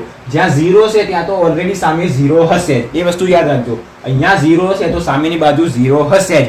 પણ જ્યાં આગળ 1 અને -1 હોય તો બંને જગ્યાએ એનો વિરોધી મૂકવાનો. આપણે જ્યારે 10મા ધોરણની અંદર આ જોયું હતું આ વસ્તુ, ત્યારે મેં તમને કીધું હતું કે સામસામેની જે કિંમત રહી, સોરી 10મા ધોરણમાં આપણે નહોતું કીધું કારણ કે 10મા ધોરણમાં નહોતું આવતું, સમજી લઈએ. તો પણ સામસામેની જે કિંમત રહી એનો સરવાળો કેટલો થતો હોવો જોઈએ? 0. ઉપરની કિંમત -1 છે, નીચેની કિંમત +1 છે, બંનેનો સરવાળો કેટલો થઈ ગયો? 0 થઈ ગયો. આપણને ખબર પડી ગઈ. અહીંયા આગળ 1 ને -1 હોવું જોઈએ. ઉપર -1 હશે તો નીચે 1 જ હશે, ઉપર 1 હશે તો નીચે -1 જ હશે. જો ઉપર 0 હશે તો નીચે બી 0 જ હશે. ઓકે, હવે એવું ને એવું તમને અહીંયા આગળ સમજાવું. આપણે અહીંયા આને પૂછી દઈએ. હવે આપણે કોની કિંમત આયા? આ જગ્યાએ કયો ખૂણો આવશે આપણી પાસે? 3π/2. 3π/2 મતલબ 180. તો સૌપ્રથમ આપણે જોઈએ cos 3π/2, અને બીજા નંબરની અંદર આવશે sin 3π/2. sin 3π/2. ઓકે, હવે અહીંયા આગળ cos કેટલો હતો આપણી પાસે? જો cos હતો 1, તો અહીંયા cos હશે -1. જો અહીંયા 1 હશે તો અહીંયા -1 હશે. શા માટે? કારણ કે જો અહીંયા 1 હોય આ બાજુ -1 હોય તો જ બંનેનો સરવાળો કેટલો થાય?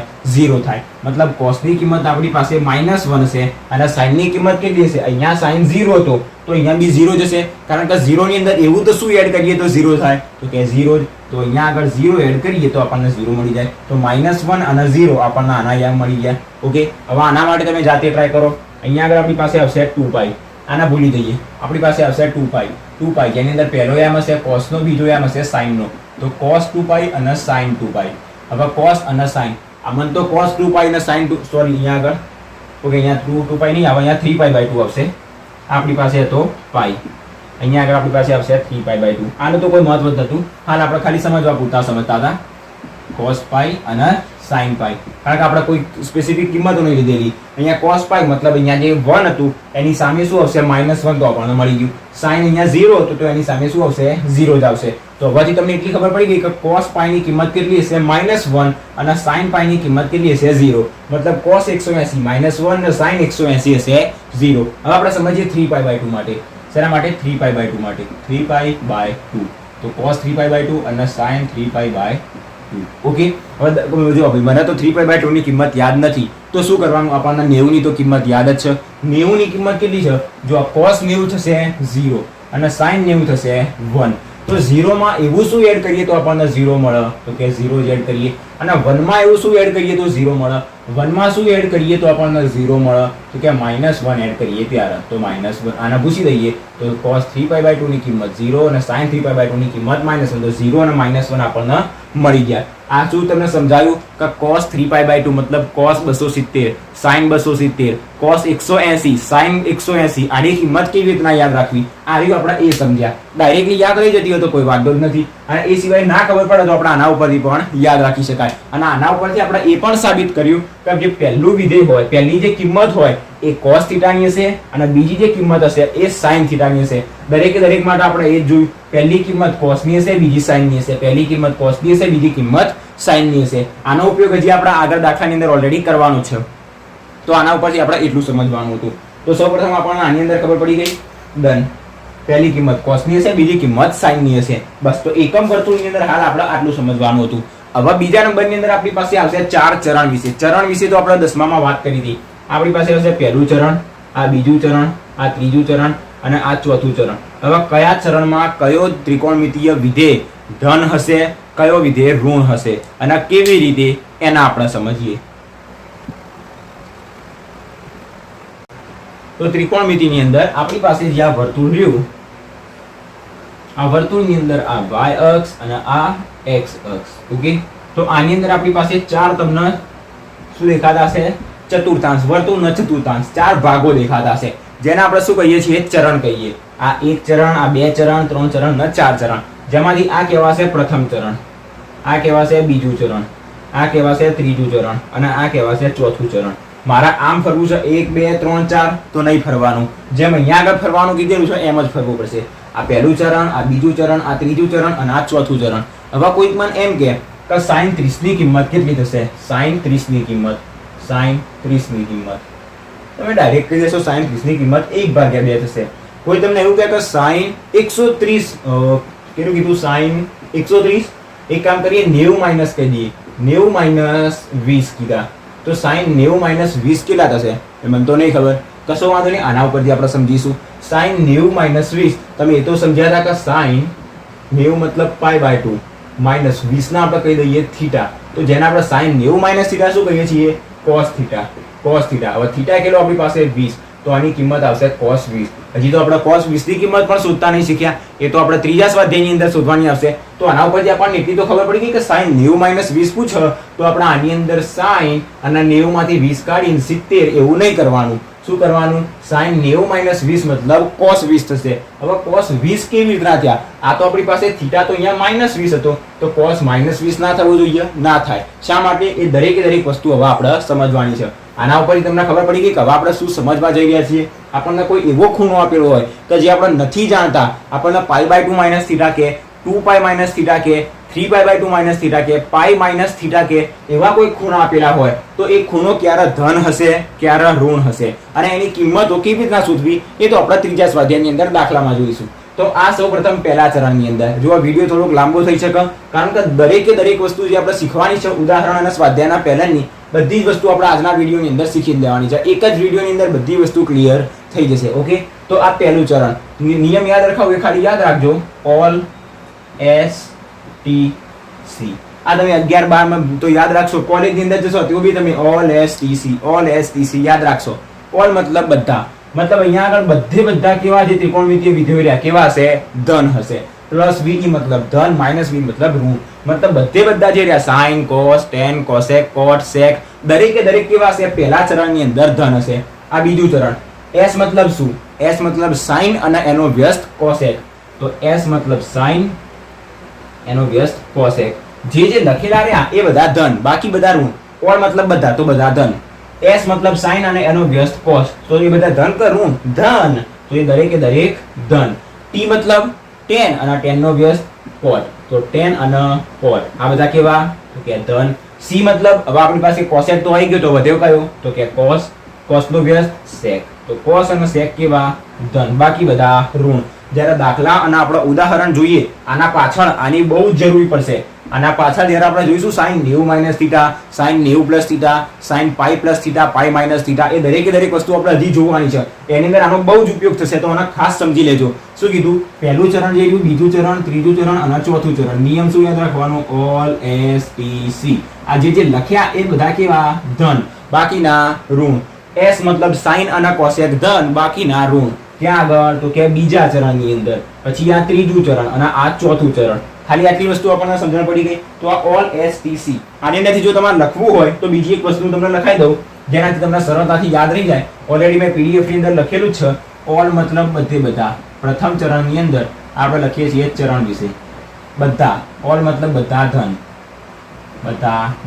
એની અંદર તમારે લખવું હોય કે સાઇન કોસ ટેન કોસેક કોટ સેક, તો બધા ધન. બીજા ચરણની અંદર એસ મતલબ સાઇન અને કોસેક ધન, બાકીના બધા ઋણ. બાકીના બધા કયા વધ્યા તો સાઇન પછી સાઇન અને કોસેક, તો આપણી પાસે વધશે કોસ સેક ટેન અને કોટ.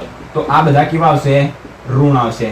તો હવે તમારું કામ કયું? આ ત્રીજા ચરણની અંદર કયા ધન આવશે, ચોથા ચરણની અંદર કયા ધન આવશે અને કયા ઋણ આવશે એ તમારા જાતે લખવાનું.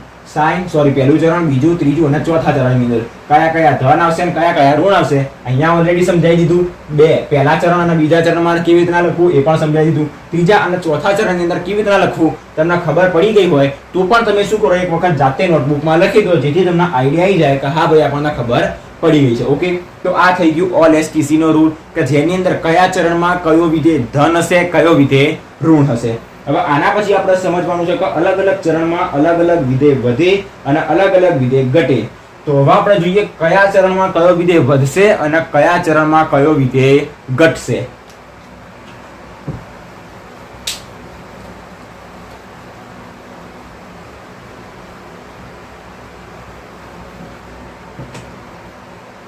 તો જોઈએ આપણને એટલું તો ખબર પડી ગઈ. આ વર્તુળ રહ્યું આપણી પાસે.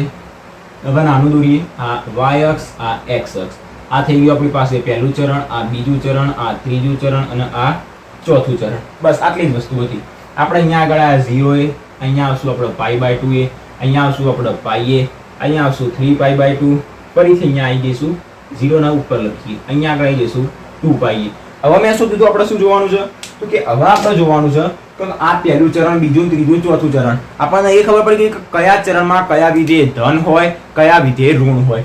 એ આપણે જોયું કે કયા ચરણમાં કોણ ધન અને કોણ ઋણ. ઓકે, કયા ચરણમાં કોણ ધન અને કોણ ઋણ. હવે આપણે એ જોઈએ કે અલગ ચરણની અંદર અલગ વિધેય વધ અને ઘટ. ધન ના ઋણ તો થઈ ગયું. હવે એક વિધેય એવું હશે કે જે વધતું હશે, જ્યારે એક વિધેય એવું હશે કે જે ઘટતું હશે. સિમ્પલ ઉદાહરણથી સમજીએ.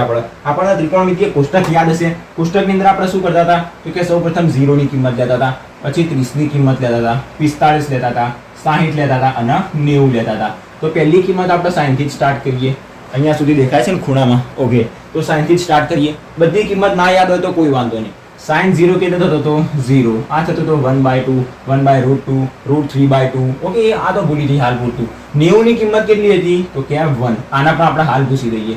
ઓકે, આના આપણે હાલ પૂછી દઈએ. હવે અહીંયા આપણે cos ઉપર, તો cos θ, cos 0 ની કિંમત હતી 1, જ્યારે cos 90 ની કિંમત હતી 0. મતલબ તમે અહીંયાથી એટલું સમજો કે જેમ જેમ sin ની અંદર આપણે આગળ તરફ જઈશું, sin ની અંદર આગળ તરફ જઈશું, અહીંયાથી આગળ તરફ મતલબ આપણે જઈએ છીએ આ તરફ. તો જ્યારે sin ની અંદર આ તરફથી આ તરફ જઈશું, મતલબ આપણે 0 થી 1 તરફ ગયા. હવે 0 થી 1 તરફ ગયા, આ પ્રથમ ચરણની વાત છે. શા માટે પ્રથમ ચરણ? કારણ કે આપણે 0 થી π/2, π/2 મતલબ 90 જઈ રહ્યા છીએ. તો sin 0 થી 90 તરફ ગયા. તો sin 0 થી 90 તરફ ગયા તો એની કિંમત 0 થી 1 તરફ ગઈ.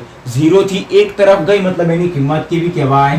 વધી કહેવાય. મતલબ sin જે રહ્યો એ પ્રથમ ચરણમાં વધશે. શું કીધું? sin θ જે રહ્યો, sin θ એ પ્રથમ ચરણમાં શું થશે તો કે વધશે. તીર ઉપર તરફ મતલબ વધશે, તીર નીચે તરફ મતલબ ઘટશે. હવે cos ની વાત કરીએ. cos શું થશે? 1 થી 0 થયો. 1 થી 0 થયું મતલબ શું થયું? અહીંયા આપણે 1 0, અહીંયા 1 અને અહીંયા આગળ આવશે -1. આ તરફ જઈશું તો વધશે, આ તરફ જઈશું તો ઘટશે. આ તો કઈ તરફ આવ્યો? 1 થી 0, મતલબ 1 થી 0 નાનો થયો. નાનો થયો મતલબ ઘટ્યો. તો આ શું થશે? ઘટશે. તો cos શું થશે? આની અંદર ઘટશે. પ્રથમ ચરણની અંદર cos ઘટશે. હવે એવી રીતના tan ની બધી તો કિંમત આપણને યાદ જ નથી, તો કોઈ ચિંતા નહીં કરવાની. આપણે ત્રિકોણમિતિના કોષ્ટકની અંદર એટલું તો કિંમત ખાલી યાદ હશે ને, 0 અને 90 ની કિંમત કેટલી હોય તો એ આપણે જોઈએ. અહીંયા આગળ tan ની કિંમત કેટલી હશે? હવે આપણે tan ની કિંમત તો કશું નહીં, આનો વ્યસ્ત કરી દઈએ, સોરી આ બંનેનો ભાગાકાર. તો 0/1, 0/1 મતલબ 0, અને અહીંયા 1/0 મતલબ છેદમાં 0 આવી ગયું. અને જો છેદમાં 0 તો પદ કેવું થઈ જાય? અવ્યાખ્યાયિત થઈ જાય. તો અહીંયા આવશે આપણી પાસે ઇન્ફાઇનાઇટ. આના આપણે પછી સમજીએ. સૌપ્રથમ આપણે cosec, cot અને tan વિશે, cosec, cot અને sec વિશે વાત કરી દઈએ. તો આવશે cosec θ, પછી આવશે આપણી પાસે cos નું વ્યસ્ત sec θ અને tan નું વ્યસ્ત cot θ. ઓકે, આ cot θ સુધી દેખાઈ રહ્યું છે ને? Okay, done. હવે cosec θ ની અંદર શું આવશે? cosec મતલબ sin નો વ્યસ્ત. તો sin નો વ્યસ્ત 0, 0 નો વ્યસ્ત મતલબ એના નીચે તરફ લઈ જવાનું. 1 ના છેદમાં 1 હોય, કવિના છેદમાં 1 તો હોય જ, તો આનો વ્યસ્ત 1/1 નો 1/1 જ થાય. તો 0 નો વ્યસ્ત શું હોય? નીચે 1 હશે છેદમાં, એનો ઉલટો 1 ઉપર આવી જશે, 0 નીચે આવી જશે, 1/0. આ તો ફરીથી છેદમાં 0 આવી ગયું મતલબ અવ્યાખ્યાયિત પદ થઈ જશે. તો અહીંયા આવશે અવ્યાખ્યાયિત. હવે અહીંયા આગળ જોઈએ cosec 90. cosec 90 મતલબ sin 90 નું ઉલટું. sin 90 1, તો 1 નું ઉલટું શું થશે? 1 જ થશે. હવે sec ની અંદર વાત કરીએ તો sec ની અંદર મતલબ cos નો વ્યસ્ત. cos 0 1 છે તો એનો વ્યસ્ત 1 જ થશે. અને sec 90 કેટલું થશે?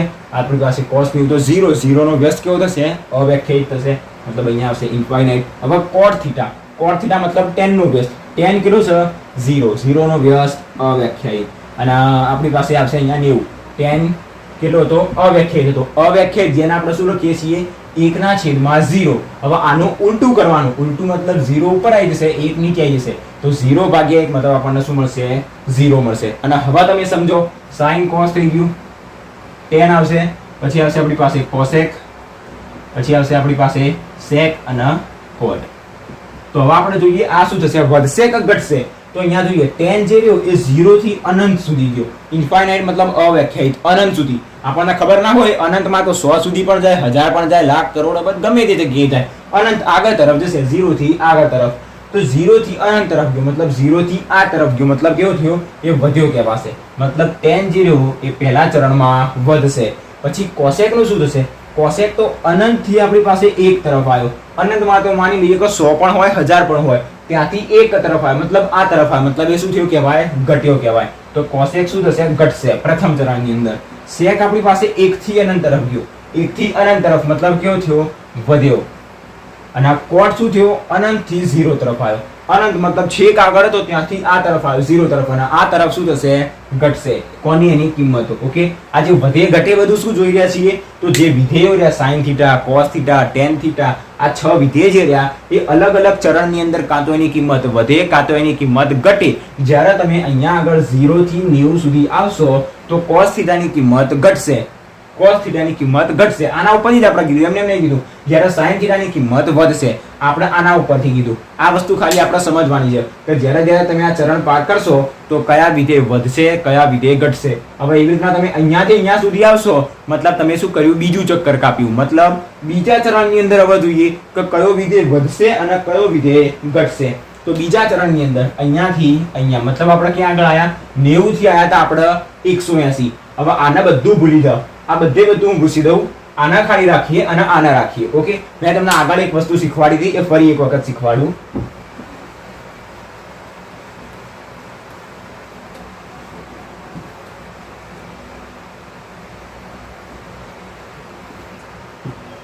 આપણી પાસે આ એકમ વર્તુળ હતું, એની અંદર આ y અક્ષ અને આ x અક્ષ. મેં તમને આગળ સમજાવ્યું હતું કે આના યામ કેટલા હશે, તો કે 1 0. બીજા નંબરની અંદર આના યામ કેટલા હતા આપણી પાસે, y અક્ષ મતલબ એનો x યામ 0 હતો. અહીંયા આગળ તો આપણી પાસે -1 અને 0, અહીંયા આગળ તો આપણી પાસે 0 અને -1. આ તમને યાદ ખબર પડી ગઈ, યામ ખબર પડી ગઈ. એની અંદરથી મેં તમને કીધું હતું કે પહેલો યામ શેનો હશે, તો કે cos નો, અને બીજો યામ શેનો હશે, તો કે sin નો. મતલબ આ પહેલો હશે cos નો, બીજો હશે sin નો. આની અંદર પણ પહેલો હશે cos નો, બીજો હશે sin નો. અહીંયા પણ પહેલો cos નો, બીજો sin નો. અહીંયા પણ પહેલા cos, બીજો sin. આ તો આપણે બધી કિંમતો યાદ કરતા હતા. હવે તમને આની અંદર આ ચાર કિંમતો તો લખતા આવડી ગઈ કે ચાર યામ કેવી રીતના લખવા, કારણ કે દરેકે દરેક વચ્ચેનું અંતર એક એકમ છે. આ બંને તરફ ઋણ 1 આવશે, આ બંને તરફ ધન 1 આવશે, અને જે અક્ષ ઉપર છે એના વિરોધીનો અક્ષ 0 છે યામ. આ y અક્ષ ઉપર છે તો x યામ 0, આ x અક્ષ ઉપર છે તો મતલબ y યામ 0. એ આપણે ઓલરેડી સમજી ગયા. હવે તમને કહેશો તો આપણે તો π/2 થી ક્યાં જવાનું છે, 180, મતલબ પાઈએ જવાનું છે. અહીંયા આવશે π/2 અને પાઈ, મતલબ મને તો π/2 ની પણ કિંમત યાદ નથી અને પાઈ ની કિંમત પણ યાદ નથી. તો હવે કયો વિધેય વધશે ને કયો ઘટશે એવું મને એક્ઝામમાં પૂછી દીધું MCQ માં, તો હું શું કરે, તો કશું નહીં, આટલું ટેબલ બનાવી દેવાનું. એની અંદર આપણને એટલી તો ખબર છે કે સૌપ્રથમ પહેલો યામ cos નો, બીજો યામ sin નો, અને આ ચાર યામ લખતા આવડી જાય. તો હવે આપણે જોઈએ બીજા ચરણ માટે. આ પ્રથમ ચરણ, બીજું ચરણ આપણે આ બાજુ લખીએ. બીજા ચરણ માટે હવે અહીંયા જોઈએ, પહેલું ચરણ પતી ગયું, બીજું ચરણ, આ બીજા ચરણની અંદર આવીએ. બીજા ચરણની અંદર સૌપ્રથમ cos માટે જોઈએ. તો સૌપ્રથમ cos 0 અહીંયા 1 હતો ને અહીંયા 0 થયો, મતલબ 1 થી 0 તરફ ગયો. 1 થી 0 તરફ ગયો મતલબ ઘટ્યો. જ્યારે sin 0 થી 1 ગયો, sin 0 થી 1 ગયો મતલબ વધ્યો. તો એ આપણે લખી દીધું, cos ઘટ્યો અને sin વધ્યો. હવે એવી રીતના અહીંયા આગળ 0 જે રહ્યો એ 0 થી શું થઈ ગયું, -1. જો પહેલો cos 0 હતો અને પછી -1 થઈ ગયો. હવે 0 થી -1 તરફ ગયો હોય તો વધ્યો કહેવાય કે ઘટ્યો કહેવાય, તમે જાતે કહો, ઘટ્યો કહેવાય. મતલબ cos શું થશે, હજી અહીંયા આગળ ઘટશે. અને sin કેવો થયો, sin 1 થી 0 ગયો, 1 થી 0 મતલબ 1 થી 0 મતલબ એ પણ ઘટ્યો. તો અહીંયા આગળ બીજા ચરણમાં sin પણ શું થશે, ઘટશે, કારણ કે 1 થી 0 ગયો, 1 થી 0 અહીંયા આગળ આપણે જે દોર્યું હતું આ 0 1 અને -1, 1 થી 0 મતલબ શું કહેવાશે, ઘટે. જ્યારે આ તરફ જશે તો શું થશે, વધશે. જ્યારે cos જે એ 0 થી -1 ગયો, પેલો 1 થી 0 ગયો, પેલો 0 થી -1 ગયો, મતલબ બંને શું થશે, અહીંયા આગળ ઘટશે. હાલ પૂરતું આપણે ખાલી આ બંને વિશે જ વાત કરવાની છે. tan cot cosec આપણા પછી જોઈએ. હવે આપણે ત્રીજા ચરણની અંદર વાત કરીએ, ત્રીજા ચરણમાં અને ચોથા ચરણ માટે. ઓકે, તો ત્રીજા ચરણની અંદર જોઈએ. ત્રીજું ચરણ મતલબ આર્યું ચરણ. આ ચરણ મતલબ એક આ અક્ષ અને આ અક્ષ વચ્ચે. તો પહેલો cos અને બીજો cos.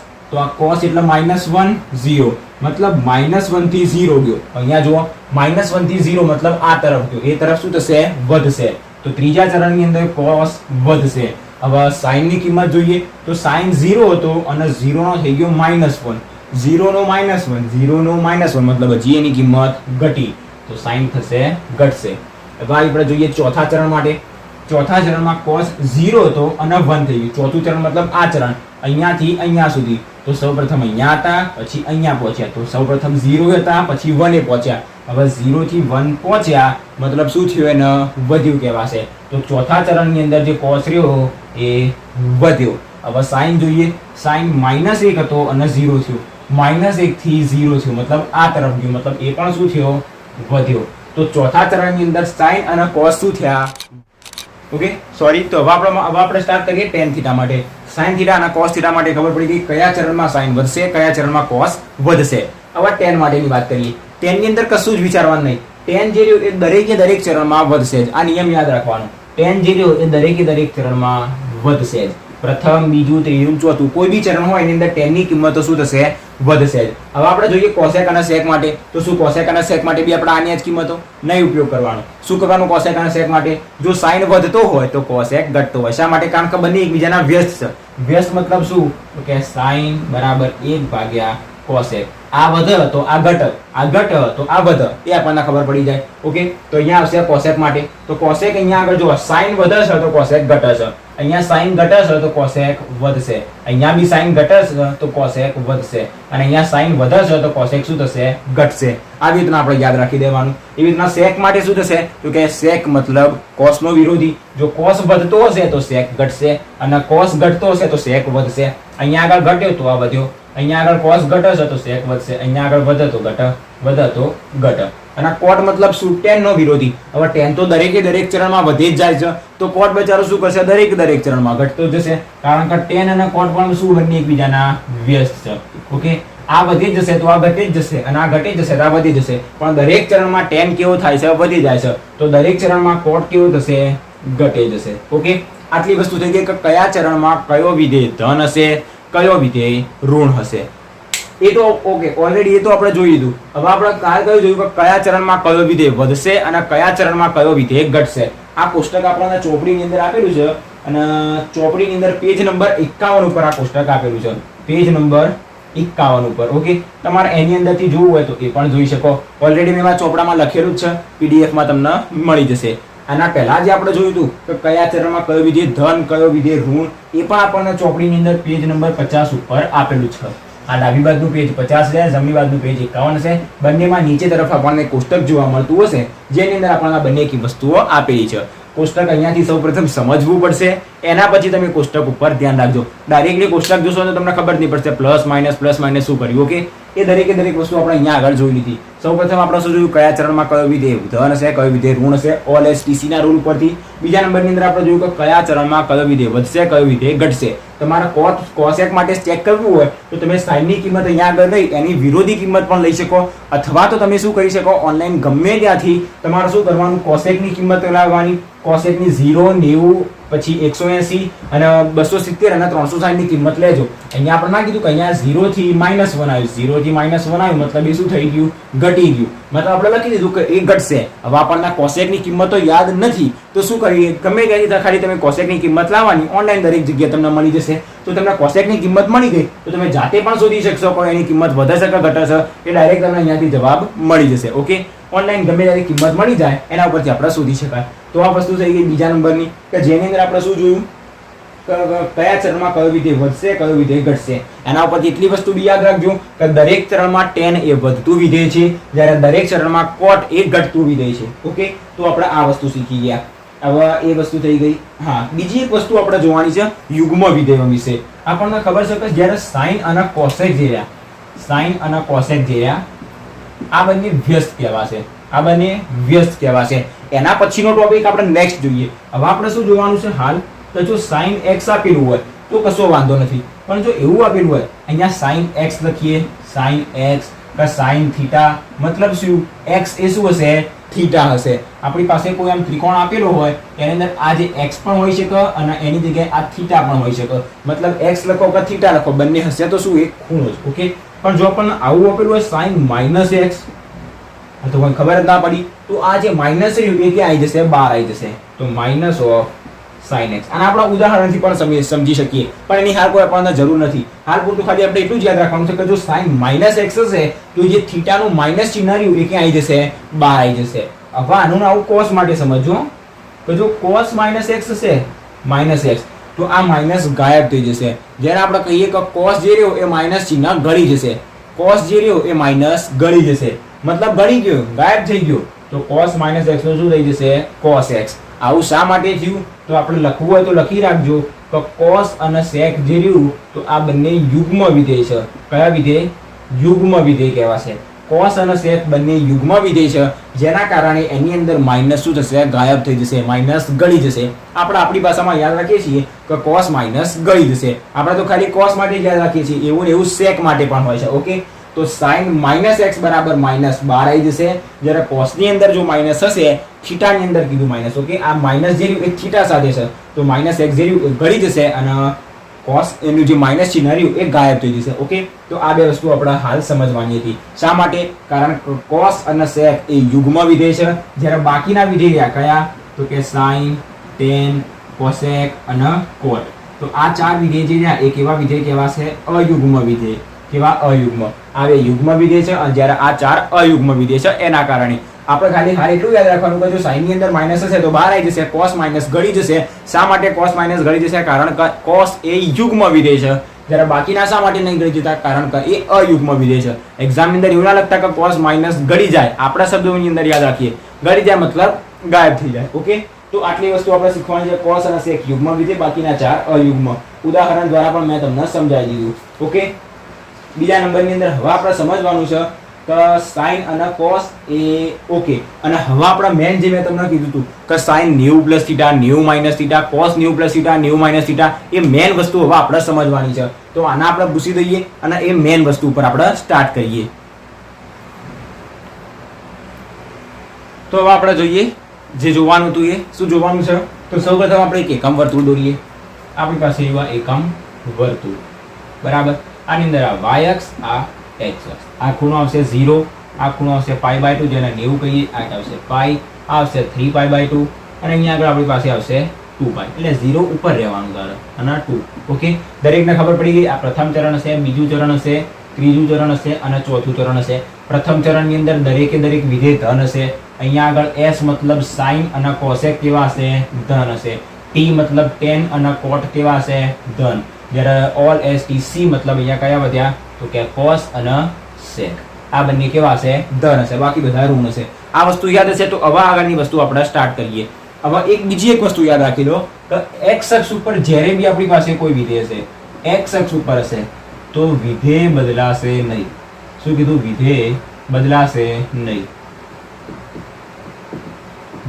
પણ જ્યારે આપણે જો y અક્ષની વાત કરીશું તો y અક્ષ ઉપર વિધેય બદલાશે. શા માટે? શું બદલાશે, શું નહીં બદલાય, શું કહી રહ્યા છે, કશું ખબર નહીં પડી રહી. કશું નહીં, જે જોઈશું એના ઉપરથી જ ખબર પડશે. ખાલી મેં શું કીધું હાલ યાદ રાખો, x અક્ષ ઉપર વિધેય નહીં બદલાય, y અક્ષ ઉપર વિધેય બદલાશે. આ x અક્ષ કહેવાશે અને આ y અક્ષ કહેવાશે. તો આપણે સ્ટાર્ટ કરીએ π/2 થી. ઓકે, તો સ્ટાર્ટ કરીએ π/2 થી. તો સૌપ્રથમ જોઈએ sin માટે. sin π/2 માઇનસ θ શું થશે? એવી રીતના cos π/2 માઇનસ શું થશે? પછી tan π/2 θ માઇનસ શું થશે? π/2 માઇનસ θ. તો હવે આપણે જોઈએ sin π/2 માઇનસ θ. દરેક એટલું તો સમજ્યા હતા 10મા ધોરણની અંદર કે જો sin 90 - θ હોય તો આપણે cos θ લખતા હતા. એ તો આપણે કાં તો ગોખી દીધું છે કાં તો ગમે તેમ કરીને યાદ રાખી દીધું છે, જેને ગોખ્યું જ કહેવાય. હવે આપણે અહીંયા સમજવાનું છે કે શા માટે cos 90 - θ એ sin 90 - θ એ cos θ આવે છે. તો sin 90 - θ, 90 - θ મતલબ શું? તો આ 90 રહ્યું અને આ 90 ની અંદરથી કંઈક માઇનસ કરીશું અને માઇનસ કરીશું તો ક્યાં આગળ આવશે? આ તરફ આવશે. તો 90 જે રહ્યું એ બે ચરણની વચ્ચે હોય અને આપણને શું કીધું? એની અંદરથી માઇનસ θ. θ ગમે તે હોઈ શકે. માની લઈએ કે 20 છે તો 90 માંથી 20 બાદ કરીએ તો 70 આવશે. 70 આપણને આ જગ્યાએ ક્યાંક મળશે. ઓકે, આ જગ્યાએ આવી રીતના જ્યારે આપણે દોરીએ તો 70 આપણને આ જગ્યાએ ક્યાંક મળી શકે. તો એ આપણને 70 ક્યાં મળશે? આ પહેલા ચરણમાં મળશે. એ વસ્તુ ખબર પડી. તો 90 - θ, θ કોઈ પણ હોય, જ્યારે એ θ ની અંદર આપણે 90 માંથી θ ને બાદ કરીશું તો એની કિંમત આપણને ક્યાં આગળ મળશે? પ્રથમ ચરણની અંદર. અને પ્રથમ ચરણની અંદર દરેકે દરેક વિધેય કેવા હશે? ધન હશે. હવે આ પ્રથમ ચરણ હાલ જે આપણે જોયું 90 - θ, તો એ 90 કઈ અક્ષ ઉપર હતી? y અક્ષ ઉપર. y અક્ષ ઉપર વિધેય બદલાશે તો sin નું શું થઈ જશે? cos થઈ જશે. હજી પણ એક વસ્તુ હું તમારે કહેવાની છે, sin નું cos થઈ જશે કારણ કે y અક્ષ ઉપર વિધેય બદલાશે. હવે cos ધન હશે કે ઋણ હશે? તો આના પરથી જોઈશું. શા માટે? કારણ કે π/2 માઇનસ θ, π/2 માઇનસ θ કયા ચરણમાં મળ્યું? પ્રથમ ચરણમાં. પ્રથમ ચરણમાં આગળનું જોવાનું, sin કેવો હશે? બધા ધન હશે મતલબ sin પણ કેવો હશે? ધન હશે. મતલબ આપણને મળશે પ્લસ cos θ. હવે આના માટે વાત કરી. હવે તમને એવું થતું હશે કે sin નું cos શા માટે થયું? કારણ કે sin અને cosec એકબીજાના વ્યસ્ત છે. તો sin નું cos શા માટે થયું? cosec ના થવું જોઈએ. તો યાદ રાખો, પછી જે sin અને cosec રહ્યું, sin cosec, પછી tan અને cot, cos અને એનો વ્યસ્ત sec. આ બધા કેવા કહેવાશે? એકબીજાના વ્યસ્ત કહેવાશે.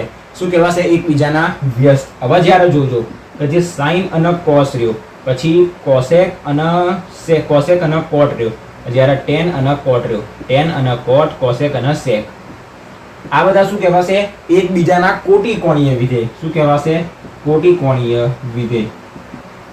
કોટિકોણીય વિધેય, જેને આપણે ટૂંકમાં શું કહીએ છીએ? કોવિધેય. શું કહેવાશે? કોવિધેય. આ યાદ રાખજો. આ બધા શું કહેવાશે? વ્યસ્ત કહેવાશે એકબીજાના. જ્યારે આ શું કહેવાશે?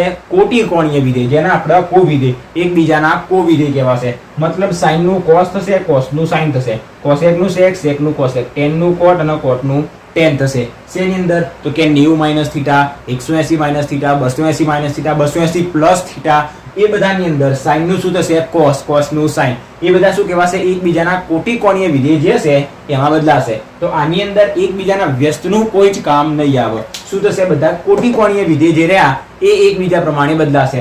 sin cos માં જશે, cos sin માં જશે, cosec sec, sec cosec માં જશે, tan cot માં, cot tan માં જશે. ઓકે, તો અહીંયા આગળ તમને એ ખબર પડી ગઈ કે શા માટે sin નું cos થઈ ગયું અને cosec ના થયું. બરાબર. હવે આપણે જોઈએ cos 90 - θ, મતલબ 90 - θ, 90 કઈ અક્ષ ઉપર છે? y અક્ષ ઉપર. હવે y અક્ષ ઉપર વિધેય બદલાશે, મતલબ cos નું શું થઈ જશે? sin થઈ જશે. cos નું sin તો થઈ ગયું, પણ એ ધન હશે કે ઋણ હશે? તો જોઈએ cos 90 - θ, 90 - θ મતલબ આપણને પ્રથમ ચરણમાં મળશે. પ્રથમ ચરણની અંદર cos કેવો હશે? તો કે ધન હશે, તો આપણને ધન મળશે. tan માટે જોઈએ tan 90 - θ. હવે tan નું શું થશે? હાલત જોયું. tan નો કો વિધેય કયો? તો કે cot, તો જવાબ મળશે cot θ. હવે ધન કરું પહેલા ચરણની અંદર તો દરેકે દરેક ધન જ હશે, તો આપણને ધન મળ્યું. હવે આપણે જોઈએ cot cosec અને sec માટે.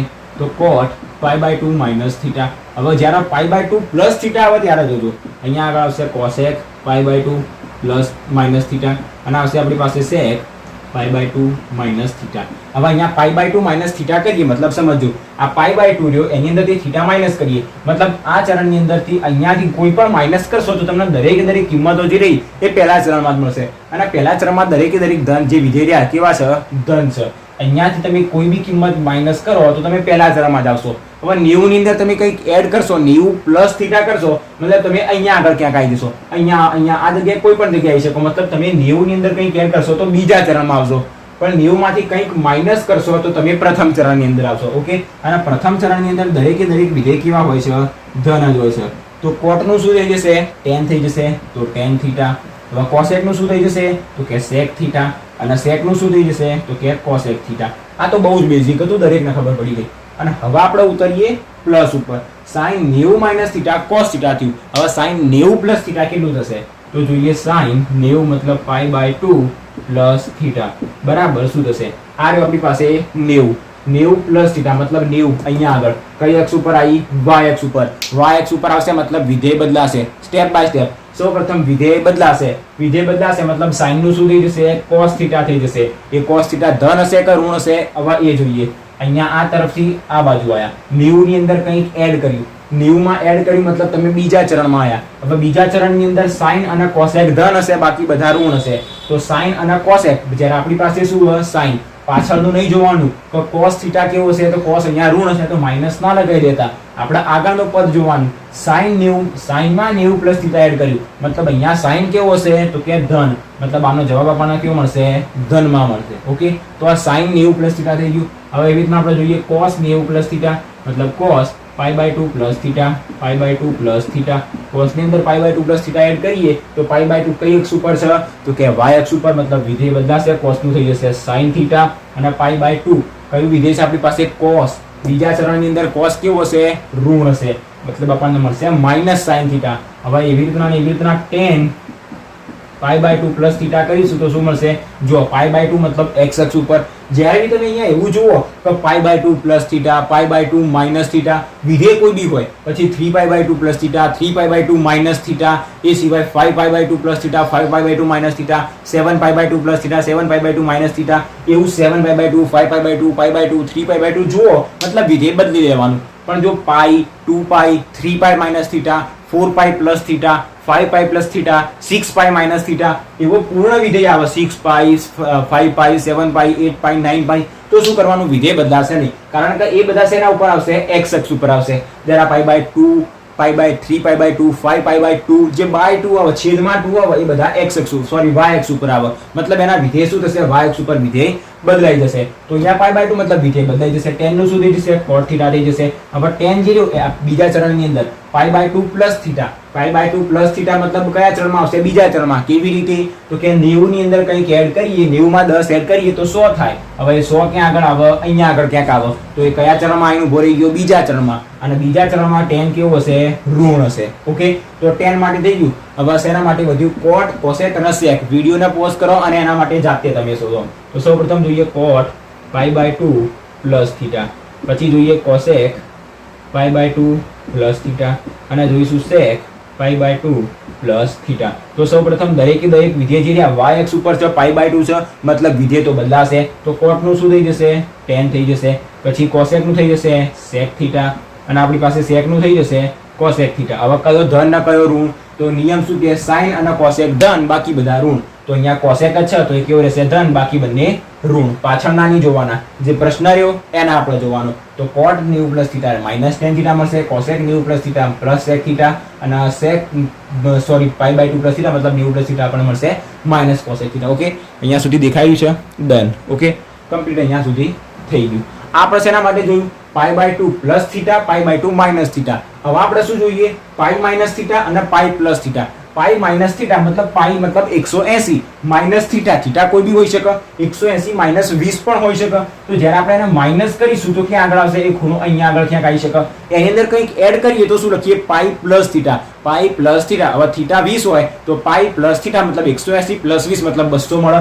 હવે 200 અંશ તો ખૂણો આપણને આ જગ્યાએ મળે. એ જગ્યાએ મતલબ આવી રીતના મળે. આ ખૂણો કેટલા અંશનો થાય? અહીંયા સુધીનો 200 અંશનો થાય. ઓકે, એવી રીતના. તો આ તરફ જઈએ તો પ્લસ, આ તરફ જઈએ તો માઇનસ. પાઈ પ્લસ થીટા આવે તો પાઈમાં પ્લસ કરી દેવાનું આ તરફ, પાઈ માઇનસ આવે તો માઇનસ તરફ આ તરફ જવા દેવાનું. એ રીતના pi/2 પ્લસ આવે તો આ તરફ, pi/2 માઇનસ આવે તો આ તરફ. 3pi/2 પ્લસ થાય. પ્લસ મતલબ આપણે કેવી રીતના જે ઘડિયાળના કાંટાની વિરુદ્ધ દિશામાં ફરીએ એમ. તો 3pi/2 આવ્યું અને પ્લસ થીટા આવ્યું મતલબ આપણે આ તરફ જઈશું. જો માઇનસ થીટા આવ્યું તો આપણે આ તરફ જઈશું. ઓકે, હજી આપણે આ શેના માટે? ખાલી pi/2 માટે સમજ્યા. હજી તો પાઈ માટે પણ સમજવાનું, 3pi/2 માટે પણ સમજવાનું અને 2pi માટે પણ સમજવાનું. હજી આ ત્રણેય માટે, પ્લસ થીટા માટે પણ સમજવાનું, માઇનસ થીટા માટે પણ સમજવાનું. તો હવે આપણે જોઈએ પાઈ માટે પ્લસ થીટા કેટલો થાય, માઇનસ થીટા કેટલો થાય. હવે આપણે જોઈએ પાઈ માટે. પાઈ મતલબ 180 માટે. હવે સાઈન ની અંદર 180 હશે. હવે 180 માંથી થીટા માઇનસ કરીશું તો શું મળશે? 180 માં થીટા એડ કરીશું તો શું મળશે? દરેકે દરેક વિધેય માટે એક સાથે જોઈ લઈએ. હવે કોઈ વાર નહીં લાગે, હવે ફટાફટ કામ ચાલશે. ઓકે, તો જુઓ આ y અક્ષ, આ x અક્ષ. અહીંયા આવશે 0, આવશે pi/2, અહીંયા આવશે આપણી પાસે પાઈ, આ 3pi/2 અને આવશે 2pi. આટલી વસ્તુઓ ખબર હોવી જોઈએ. અહીંયા ઓલ મતલબ બધા, s મતલબ sin અને cosec, બાકીના ઋણ, t મતલબ tan અને cot, c મતલબ અહીંયા આગળ આવશે sec અને okay all s t c. c મતલબ આવશે અહીંયા આગળ cosec મતલબ sec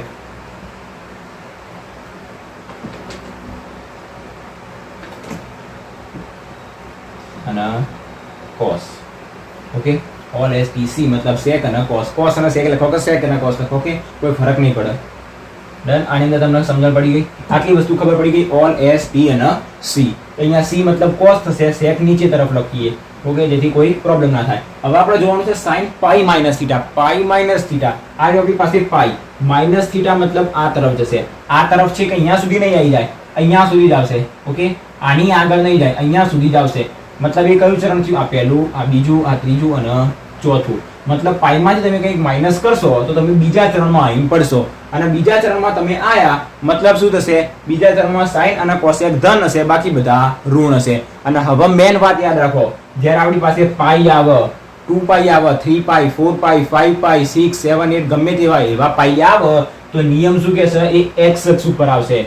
અને x અક્ષ ઉપર આપણે લખ્યું હતું ઉપર, તો x અક્ષ ઉપર વિધેય બદલાશે નહીં. નિયમ યાદ રાખજો, x અક્ષ ઉપર વિધેય બદલાશે નહીં. મતલબ અહીંયા આગળ તમે પાઈ ની અંદરથી થીટા માઇનસ કરો કે પાઈ ની અંદર થીટા એડ કરો, તમારી પાસે પાઈ, 2pi, 3pi, 4pi, 6pi, 5pi, 8, 9, 10pi આવે મતલબ વિધેય બદલાશે નહીં. શા માટે? કારણ કે એ x અક્ષ ઉપર આવે અને x અક્ષ ઉપર વિધેય બદલાશે નહીં. વિધેય બદલાશે નહીં મતલબ શું થશે? તો કે sin pi માઇનસ થીટા નું શું થશે? sin થીટા જ થશે.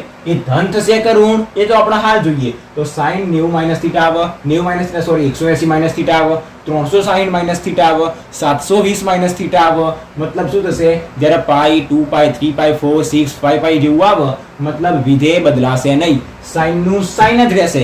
હવે ચિહ્ન કયું આવશે? તો હવે આપણે જોઈએ પાઈ minus theta. Pi minus theta કરશું તો આપણે બીજા ચરણમાં આવીશું અને બીજા ચરણમાં sin કેવો હશે? ધન. sin ધન મતલબ આ પણ ધન જ હશે. હવે cos નું બી થવાનું તો શું? તો કે cos થીટા, tan નું બી શું થવાનું છે tan થીટા, cosec નું બી શું થશે cosec થીટા જ, કારણ કે x અક્ષ ઉપર છે, વિધેય બદલાશે નહીં. એવી રીતના sec થીટા નું sec થીટા થશે, cot થીટા નું cot થીટા થશે. અને હવે ફટાફટ જો આપણે જોવું હોય તો શું કરાય, sin અને cosec ધન, બાકી બધા ઋણ. તો sin ધન અને cosec ધન, બાકી બધા ઋણ. પતી ગયું, પૂરું થયું. આના માટે શું કરો, જાતે ટ્રાય કરો. અને ના આવડે તો વિડીયોમાં પાછા આવો. જુઓ પાઈ પ્લસ થીટા કીધું, પાઈ માઇનસ કે પાઈ પ્લસ કે, પાઈ શેના ઉપર આવ્યો x અક્ષ ઉપર, મતલબ વિધેય બદલાશે નહીં. તો sin નું sin જ રહેશે, તો sin થીટા, cos નું cos જ રહેશે cos થીટા, tan નું tan જ રહેશે tan થીટા, પછી cosec નું cosec જ રહેશે, sec નું sec રહેશે, અને cot નું cot રહેશે. હવે કયો ધન અને કયો ઋણ, તો sin 90 180 plus theta, 180 plus theta. હવે મેઇન વસ્તુ સમજજો, પાઈ પ્લસ થીટા, પાઈ પ્લસ થીટા મતલબ તમે અહીંયા સુધી આવી ગયા, અહીંયા સુધી મતલબ તમે ત્રીજા ચરણની અંદર આવી ગયા. હવે ત્રીજા ચરણમાં tan અને cot ધન, બાકી બધા ઋણ. તો આ tan અને આ cot આ બંને ધન, બાકી બધા ઋણ. અને tan અને cot ધન, tan અને cot ઋણ, sin અને cosec ધન. તો એ શેની અંદર જોવાનું, આની અંદર જે વિધેય બદલાય અથવા તો જે વિધેય એનું એ એની અંદર નહીં જોવાનું, આગળનાની અંદર જોવાનું. કે tan ધન તો અહીંયા ધન મૂકવાનું, અહીંયા tan આવીને પ્લસ નહીં મૂકવાનું, અહીંયા cot જોઈને પ્લસ નહીં મૂકવાનું, આ બાજુ tan અને cot જોવાનું. ઓકે, તો આ થઈ ગયું આપણી પાસે પાઈ plus theta, pi minus theta માટે. હવે આપણે જોઈએ 3π/2 પ્લસ થીટા, 3π/2 માઇનસ થીટા, અને સાથે સાથે જ લઈ લઈએ કે 2π પ્લસ થીટા અને 2π માઇનસ થીટા માટે શું હોય. ઓકે, તો અહીંયા પાઈ માટે પૂરું થઈ ગયું. હવે જોઈએ 3π/2 અને 2π માટે. તો આગળના બધા બધા આપણે એક સાથે જોઈ લઈએ. ઓકે, ફટાફટ બધા અહીંયા આગળ લખી દીધા, આકૃતિ પણ દોરી દીધી. ફટાફટ હવે આપણે સમજવાનું રહેશે. આની અંદર ફરી એક વખત કીધું કે સૌથી મેન આપણે શું સમજવાનું છે, ચરણ વિશે. કે શેની અંદરથી શેના બાદ કરીશું, શેની અંદર શું એડ કરીશું. જેમ કે 2π માંથી થીટાના માઇનસ કરીશું, 2π ની અંદર થીટા એડ કરીશું. આગળ જોયું પાઈ ની અંદર થીટા માઇનસ કર્યો, થીટા એડ કર્યો. π/2 ની અંદર થીટા માઇનસ કર્યો, એડ કર્યો. અહીંયા આગળ 3π/2 ની અંદર થીટા માઇનસ કર્યો અને એડ કર્યો. એનાથી કોઈ લેવા દેવા નહીં, પણ એના એડ કરતા અથવા તો માઇનસ કરતા આપણે કયા ચરણમાં આઈને ઉભા રહીએ છીએ તો એ જોવાનું છે. કયો વિધેય ધન, કયો વિધેય ઋણ, એ આપણને યાદ રહી જશે. પણ મેઇન વસ્તુ શું જોવાની છે કે આની 2π માં થીટા એડ કરીશું તો આપણે કયા ચરણમાં આવીને ઉભા રહીશું. તો એ સૌ પ્રથમ સમજવાનું છે. ઓકે, ઓલરેડી આપણે સમજી ગયા, પણ એના સૌથી પહેલા યાદ રાખવાનું. ઓકે, સૌ પ્રથમ આપણે જોઈએ sin 3π/2 minus theta, 3π/2 minus theta. આ રહ્યું આપણી પાસે 3π/2, એની અંદરથી થીટાને માઇનસ કરીશું. માઇનસ કરીશું મતલબ આપણે આ તરફ આવીશું. ઓકે, એની અંદરથી માઇનસ કરીએ મતલબ આપણે આ તરફ આવીએ. હવે ધ્યાનથી સમજો, અહીંયા તમે આને માઇનસ કરશો તો તમે કયા ચરણમાં આવીને ઉભા રહેજો, ત્રીજા ચરણની અંદર. અને ત્રીજા ચરણની અંદર શું આવશે તો કે tan અને cot ધન, બાકી બધા ઋણ. પણ બીજી વસ્તુ જુઓ, આપણી પાસે 3π/2 છે, મતલબ આપણે y અક્ષ ઉપર ઉભા છીએ. y અક્ષ ઉપર ઉભા હોઈએ મતલબ વિધેય શું થશે, બદલાશે.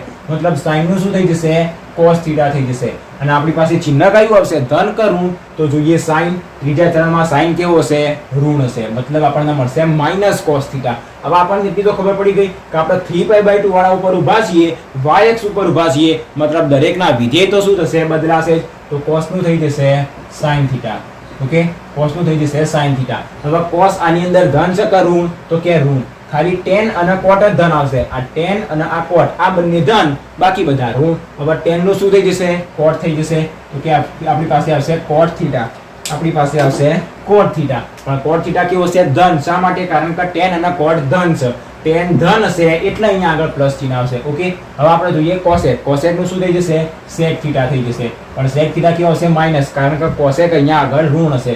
એવી રીતના sec નું શું થઈ જશે, cosec થઈ જશે. એ પણ કેવો હશે, માઇનસ, કારણ કે sec આની અંદર માઇનસ હશે. અને cot નું શું થઈ જશે, tan થીટા. ત્રીજા ચરણની અંદર cot ધન હશે. ઓકે, એવી રીતના અહીંયા આગળ શું થશે, sin 3π/2 plus theta. Plus theta મતલબ આપણે એની અંદર આગળ તરફ જઈ રહ્યા છીએ. પ્લસ તરફ મતલબ આપણે આ તરફ જઈ રહ્યા છીએ. મતલબ આપણે કયા ચરણમાં આવીને ઉભા રહી જઈશું, ચોથા ચરણની અંદર. અને ચોથા ચરણમાં sec અને cos ધન હશે. તો sec અને cos, તો આ cos અને આ sec આ બંને ધન, બાકી બધા ઋણ, બાકી બધા ઋણ. અને હવે નિયમ શું કહે છે, y અક્ષ ઉપર છીએ મતલબ વિધેય બદલાઈ જશે. તો sin નું શું થઈ જશે, તો કે cos થીટા, cos નું થઈ જશે sin થીટા. તમે અહીંયા આગળ જુઓ, અહીંયા આગળ કોસનું શું થઈ ગયું પ્લસ સાઇન થયું અને સાઇનનું માઇનસ કોસ થયું. શા માટે? કારણ કે કોસ અને સેક એ કોટી કોણીય વિધેય છે, જ્યારે અહીંયા સાઇન અને કોસેક આવતા હતા એ કેવા હતા? વ્યસ્ત વિધેય હતા, એકબીજાના વ્યસ્ત હતા. તો કોસનું આપણને પ્લસ સાઇન મળ્યું. ટેનનું શું મળશે? તો ત્યાં મળશે કોટ થીટા. એવી રીતના કોસેકનું મળશે આપણને સેક થીટા. જો સેક આની અંદર છે છતાંય ઋણ આવ્યું. શા માટે? કારણ કે કોસેક ઉપર આધારિત રાખે છે. આગળનું વિધેય જોવાનું. સેકનું શું થશે? તો કે કોસેક થીટા. ઓકે, આ પણ થીટા. અને કોટનું શું થઈ જશે? તો કે ટેન થીટા. ડન. આટલી વસ્તુ આપણને ખબર પડી ગઈ. એવું આપણે આના માટે જોઈએ. મેન વસ્તુ કેવી થાય છે કે આની અંદર આ એડ કરીએ, થીટા એડ કરીએ કે માઇનસ કરીએ, એડ કર્યા પછી અને માઇનસ કર્યા પછી આપણે કયા ચરણમાં આવીને ઊભા રહ્યા છીએ એ સૌથી મેન છે. ઓકે, અહીંયા આગળ સાઇન કોસ ટેન કોસેક સેક કોટ ફરી ના 2π ઉપર આપણે છીએ હાલ. 2π ઉપર, 2π મતલબ આપણે x અક્ષ ઉપર છીએ અને જો x અક્ષ ઉપર આપણે હોઈએ મતલબ વિધેય બદલાશે નહીં. સાઇનનું સાઇન રહેશે, કોસનું કોસ, ટેનનું ટેન. વિધેય બદલાશે નહીં. હવે ચિહ્નની વાત કરીએ. 2π માંથી થીટાને માઇનસ કરવાનું. 2π માંથી થીટાને માઇનસ કરીએ મતલબ ઘડિયાળની દિશામાં જવાનું. આ તરફ જઈશું મતલબ આપણે કયા ચરણમાં? અહીંયાથી અહીંયા તરફ આવીએ મતલબ આપણે આ ચરણમાં ઉભા. એ ચરણ મતલબ ચોથા નંબરનું. એની અંદર કોસ અને સેક ધન, બાકી બધા ઋણ. તો અહીંયા આગળ કોસ અને સેક ધન, બાકી બધા ઋણ. હવે આ કિંમતો તમે જાતે બનાવો. ફરી એક વખત કહી દઉં, વિધેય બદલાશે નહીં. એવું ને એવું આના માટે જોઈએ. આપણને શું કહેવામાં આવ્યું છે? 2π plus theta. 2π plus theta. Plus હોય મતલબ ઘડિયાળના કાંટાની વિરુદ્ધ દિશામાં. આ 2π એની અંદર એડ કરીશું તો આપણે આ તરફ જઈશું. તો 2π ની અંદર આપણે એડ કરીએ મતલબ આ તરફ. તો અહીંયાથી લઈને અને અહીંયા સુધી મતલબ આપણે પ્રથમ ચરણમાં આવી ગયા. પણ પ્રથમ ચરણની અંદર દરેકે દરેક વિધેય ધન હશે. મતલબ દરેકે દરેક કેવા હશે? ધન હશે. અને એ બીજી પણ એક વાત કે આપણે x અક્ષ ઉપર ઊભા હતા. x અક્ષ ઉપર ઊભા હતા મતલબ વિધેય બદલાશે નહીં. તો આનો જવાબ સાઇનનો શું મળશે? Sine theta. અને દરેકે દરેક ધન મળશે. શા માટે? કારણ કે આપણે પ્રથમ ચરણમાં આવીને ઊભા થઈ ગયા. બે વસ્તુ આવશે, એક x અક્ષ ઉપર ઊભા હોઈએ કાં તો y અક્ષ ઉપર ઊભા હોઈએ. અને બીજી વસ્તુ કઈ આવશે? તો કે આપણે કયા ચરણમાં ઊભા છીએ. આ બે વસ્તુ ક્યાં આગળ ઊભા છીએ આના ઉપરથી નક્કી કરવાનું. કોસનું શું રહેશે? કોસ થીટા જ રહેશે. ટેનનું રહેશે ટેન થીટા. કોસેકનું રહેશે કોસેક થીટા. સેકનું રહેશે સેક થીટા. કોટનું રહેશે કોટ થીટા. આને તમે જાતે બનાવો. આના પણ જાતે જ બનાવવાનું કહેવાનું હતું પણ છતાં મેં લખી દીધું. ઓકે, આના પણ હાલ શું કરો તમે જાતે બનાવવાનો ટ્રાય કરો. અને ના જુઓ ફરી એક વખત તમે શું કરો? જાતે ટ્રાય કરો. તો આ બંને કેવા હશે? ધન, બાકી બધા ઋણ હશે. સાઇનનું સાઇન જ રહેશે કારણ કે આપણે x અક્ષ ઉપર ઊભા છીએ. કોસનું રહેશે કોસ થીટા. ટેનનું રહેશે ટેન થીટા. કોસેકનું રહેશે કોસેક થીટા. અને સેકનું રહેશે સેક થીટા અને કોટનું રહેશે કોટ થીટા. ઓકે, તો આટલી વસ્તુ હતી કે π/2 માં, પાઈમાં 3π/2 માં અને π/2 સોરી 2π ની અંદર આપણે થીટાને એડ કરીએ કે માઇનસ કરીએ તો આપણને શું જોવા મળે? આના ઉપરથી આપણા ચરણ નક્કી થઈ જશે.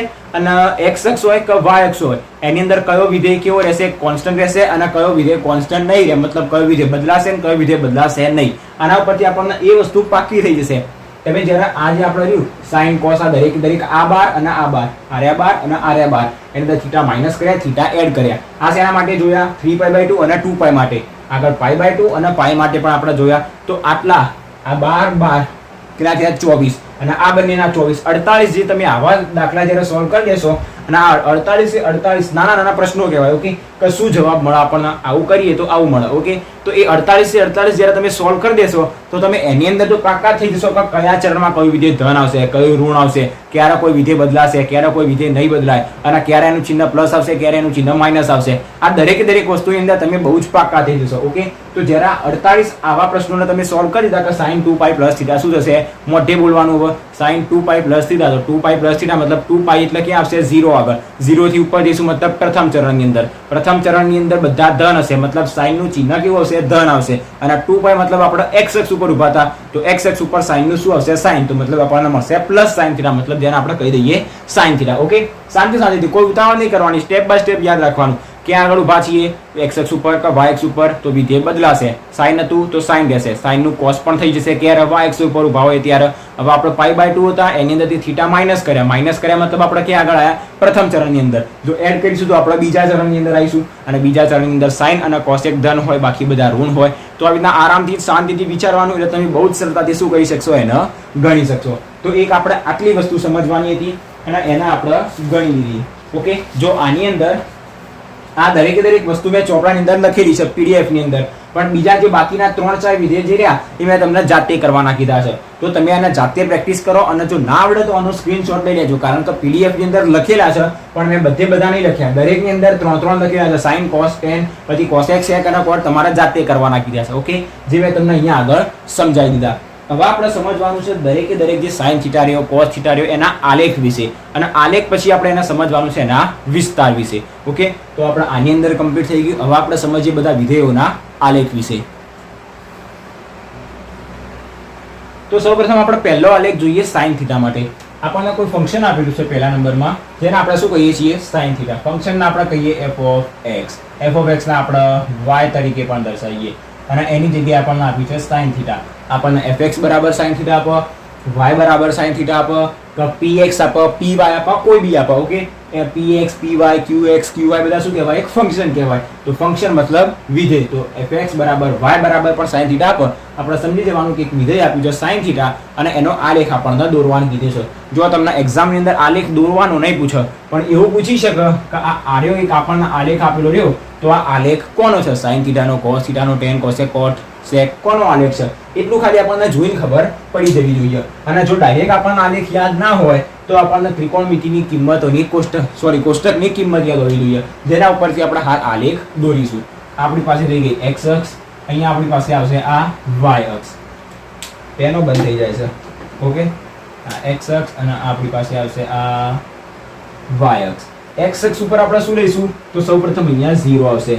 અહીંયા આગળ આપણી પાસે આવશે π/2, પછી આવશે પાઈ, યાદ કરો π/2, પછી પાઈ 3π/2, 3π/2, પછી આવશે 2π.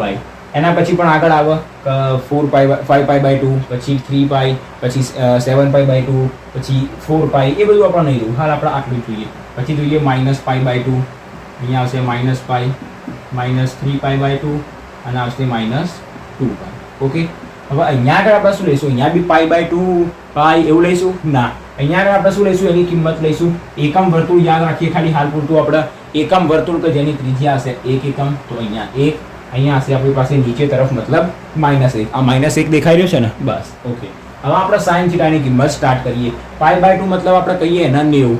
હવે આપણે સૌપ્રથમ 0 કિંમત મૂકીએ. sin 0 દરેકને ખબર છે શું થશે, sin 0 0 થશે. જે કિંમત મળતી જાય ત્યાં આગળ આપણે પોઈન્ટ કરતા જઈએ અહીંયા આગળ. ઓકે, sin 0 આપણને મળશે 0. હવે આપણે જોઈએ sin 90. sin 90 ની કિંમત યાદ કરો કેટલી મળતી હતી આપણને, 1. તો sin 90 ની કિંમત આપણને મળશે 1. તો આ 90 અને 1 મતલબ અહીંયા આગળ. ઓકે, આ 1 ના થોડોક નીચે લાવી દઈએ, વધારે ઉપર જતો રહ્યો, તો 1 ના આપણે લાવી દઈએ અહીંયા આગળ. તો આપણને આનો પોઈન્ટ કેટલો મળશે, અહીંયા આગળ. આ -1 ના ભાઈ, આ -1 પણ અહીંયા લાવી દઈએ. ઓકે, તો 1. હવે આપણે sin π ની કિંમત, sin π મતલબ sin 180. મને તો કિંમત યાદ નથી, તો શું નહીં, કોષ્ટક બનાવી દો ફટાક દઈ.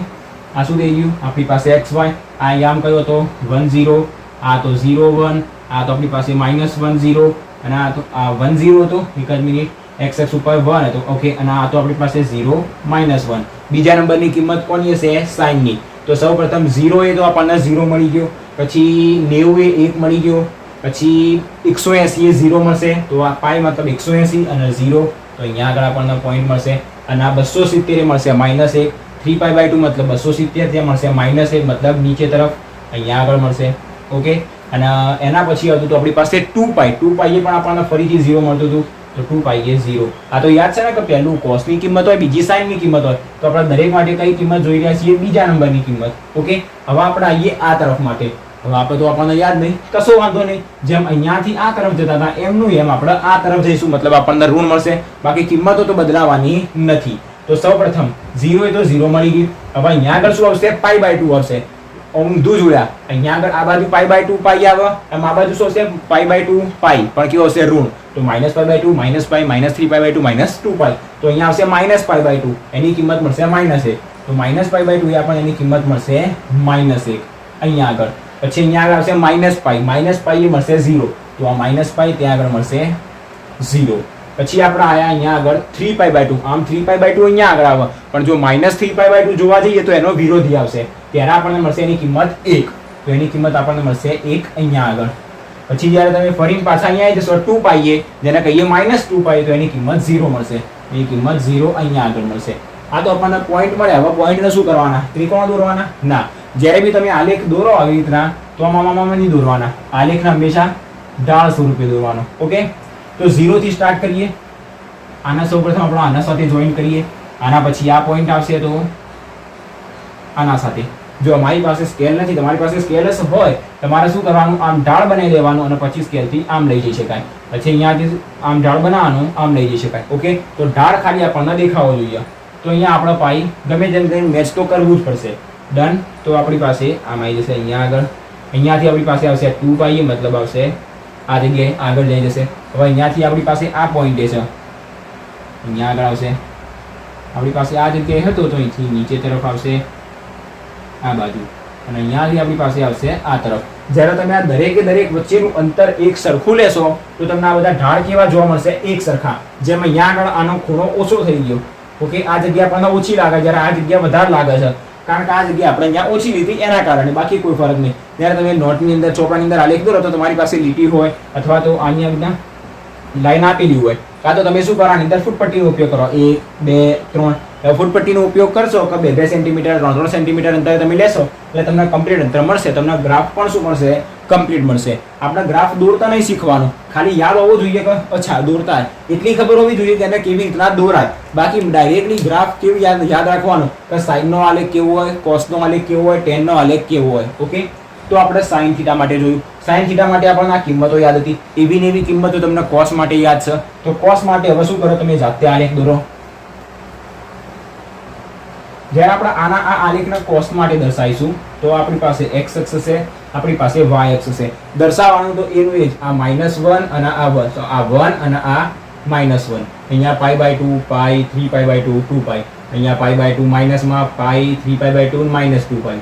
દરેકે દરેક આ બાજુ માઇનસમાં, અહીંયા પ્લસમાં. તો જ્યારે તમે કોસનો આલેખ દર્શાવશો તો કોસનો આલેખ જે રહ્યો કોસ 0 કેટલો મળશે? આપણને 1 મળશે. એના પછી અહીંયા એક પોઈન્ટ આવશે, પછી નીચે તરફ પોઈન્ટ આવશે, અહીંયા પોઈન્ટ આવશે, ઉપર તરફ એક પોઈન્ટ આવશે.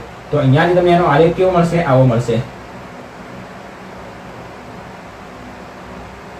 કોસનો જે આલેખ રહ્યો એ આ પોઈન્ટમાંથી પસાર થાય, જ્યારે સાઈનનો આલેખ જે રહ્યો એ ઉગમ બિંદુમાંથી પસાર થાય. તમને એવું પણ પૂછી શકે કે સાઈન અને કોસ બંનેમાંથી કયો આલેખ ઉગમ બિંદુમાંથી પસાર થાય? તો કે સાઈન થીટાનો આલેખ. હવે અહીંયાથી એક પોઈન્ટ તમને અહીંયા મળશે, પછી અહીંયા મળશે, ઉપર તરફ મળશે. ઓકે, આ રીતે તમને આલેખ મળી જશે. ખાલી પોઈન્ટની કિંમત આપણને યાદ હોવી જોઈએ કે π/2 કેટલો થાય, પછી 2 પાઈ 3 પાઈ કેવી રીતના યાદ રહે. સાઈન અને કોસ માટે તો આપણે બંનેને યાદ જ હતો બધા માટે. તો આ થઈ ગયું આપણી પાસે કોસ થીટાનો આલેખ. આની અંદર આપણે કંઈ મોટું એવું જાજુ શીખવાનું નથી, ખાલી આપણને એટલી યાદ હોવી જોઈએ કે એનો આલેખ કેવો હશે. તો જો એમ પૂછેલું હોય કે સાઈન થીટાનો આલેખ કયો હશે તો આપણને એટલી ખબર પડી જાય કે જો મુગમ બિંદુમાંથી પસાર થઈને આમ આલેખ આપેલો હશે તો એ સાઈન થીટાનો હશે. જ્યારે જો આપણને અહીંયા ઉપરના ભાગેથી આખું આમ પસાર થતું હોય, મતલબ ઉગમ બિંદુના ઉપરના ભાગે કોઈ બિંદુ આપેલું હોય, મતલબ એ આલેખ કોસનો છે. બીજો એક પણ આલેખ આવો નહીં હોય, એ પણ આપણે હાલ જોઈએ. ઓકે, તો આ આલેખ કોનો હશે? આવી રીતના હજી અહીંયાથી આમ આગળ તરફ જતો હશે. ઓકે, તો આ આલેખ કોનો હશે? કોસનો હશે. હવે આપણે જોઈએ ટેન થીટા માટેનો આલેખ. ટેન થીટા માટેનો આલેખ ભાઈ જોરદાર. ઓકે, ટેન થીટાના આલેખની અંદર આપણી પાસે શું હશે? ટેન થીટા તમે યાદ કરો તો જ્યારે ટેન આપણે 0 લેતા હતા, મતલબ સાઇન 0 અને કોસ 0. સાઇન 0 ક્યાં થતા હતા? 0 અને કોસ 0. સાઇન 0 આપણી પાસે આ 0 અંશ અને આ 90 અંશ. સાઇન 0 0 હતા, કોસ પછી કોસ 0 સાઇન 90 હતા 1. આ સાઇન અને આ કોસ. પછી કોસ કેટલા હતા? 1. અહીંયા 0 અને ટેન આપણી પાસે આવતા હતા 0/1 મતલબ 0 અને 1/0 મતલબ અનંત. અહીંયા આપણી પાસે 90 એ તો અનંત આવ્યો, મતલબ આ જે 90 રહ્યો અહીંયા આપણી પાસે π/2 જે રહ્યો, તો અહીંયા આગળ ક્યાં હશે? એનો ગ્રાફ છે અનંત. અનંત મતલબ કે અહીંયા ગમે ત્યાં અનંત ભાઈ. અનંત એટલે મતલબ અહીંયા ગમે ત્યાં કોઈ જગ્યાએ હોઈ શકે. અને એનો આલેખ કેવો આવશે? તમે જુઓ કે 0 આવતા એ 0 આવી જશે. 90 એ તો એ અનંત હતો, આ 90 એ તો એ અનંત છે, પણ 0 આવતા એ 0 આવી જશે. મતલબ અહીંયા જ્યારે આવશે તો એ આ જ પોઈન્ટ આવશે. 0 એ તો એ 0 જ આવશે, મતલબ એ પણ ઉગમ બિંદુમાંથી જ આવશે. મતલબ જ્યારે અનંતથી આવતું હશે તો છેવટમાં 0 એ આવીને ઉભો રહી ગયો હશે. તો શું થશે? 0 એ આવીને ઉભો રહી ગયો છે, મતલબ આ તરફ. હજી તમે એના આલેખના આગળ તરફ જવા દેશો તો એ આમ જશે.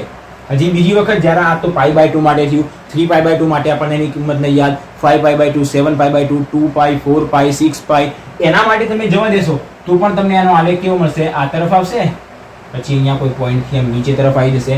આને પૂછી દઈએ હાલ આની પણ કોઈ કામ નહીં રહ્યું હવે. ડન. તો હજી તમે જ્યારે આની આગળ તરફ જશો મતલબ અનંતથી નીચે તરફ આવશે, પછી આમ આવશે અને આમ નીચે તરફ આવી જશે.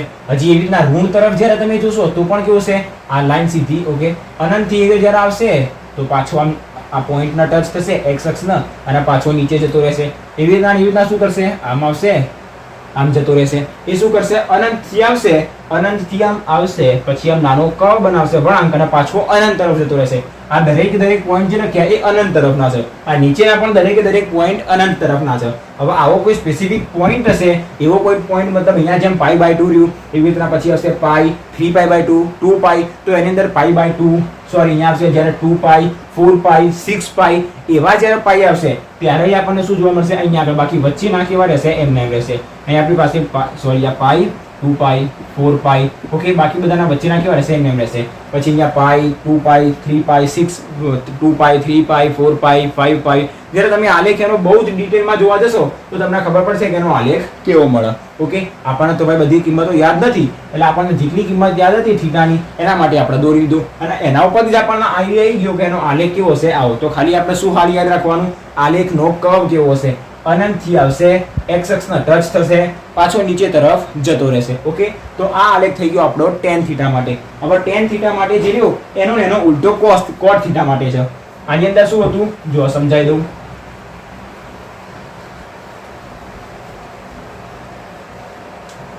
જો tan ની અંદર શું હતું, આ તરફથી આવતો હતો. શા માટે? કારણ કે અનંતથી આવતો હતો, 0 થતો હતો અને માઇનસ અનંત તરફ જતો હતો. હવે એનું ઉલટું મતલબ કેવું, તો કે માઇનસ અનંત તરફથી આવશે, 0 એ આવશે અને પછી અનંત તરફ જશે. મતલબ માઇનસ અનંતથી આવશે 0 તરફ અને 0 થી અનંત તરફ જશે.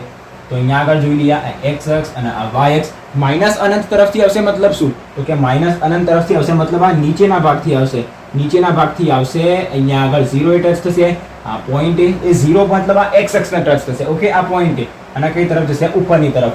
જ્યારે tan ની અંદર શું હતું, આમ તરીને આમ આવતો હતો અને જ્યારે cot ની અંદર શું હશે, નીચેથી આવશે અને આમ ઉપર જશે.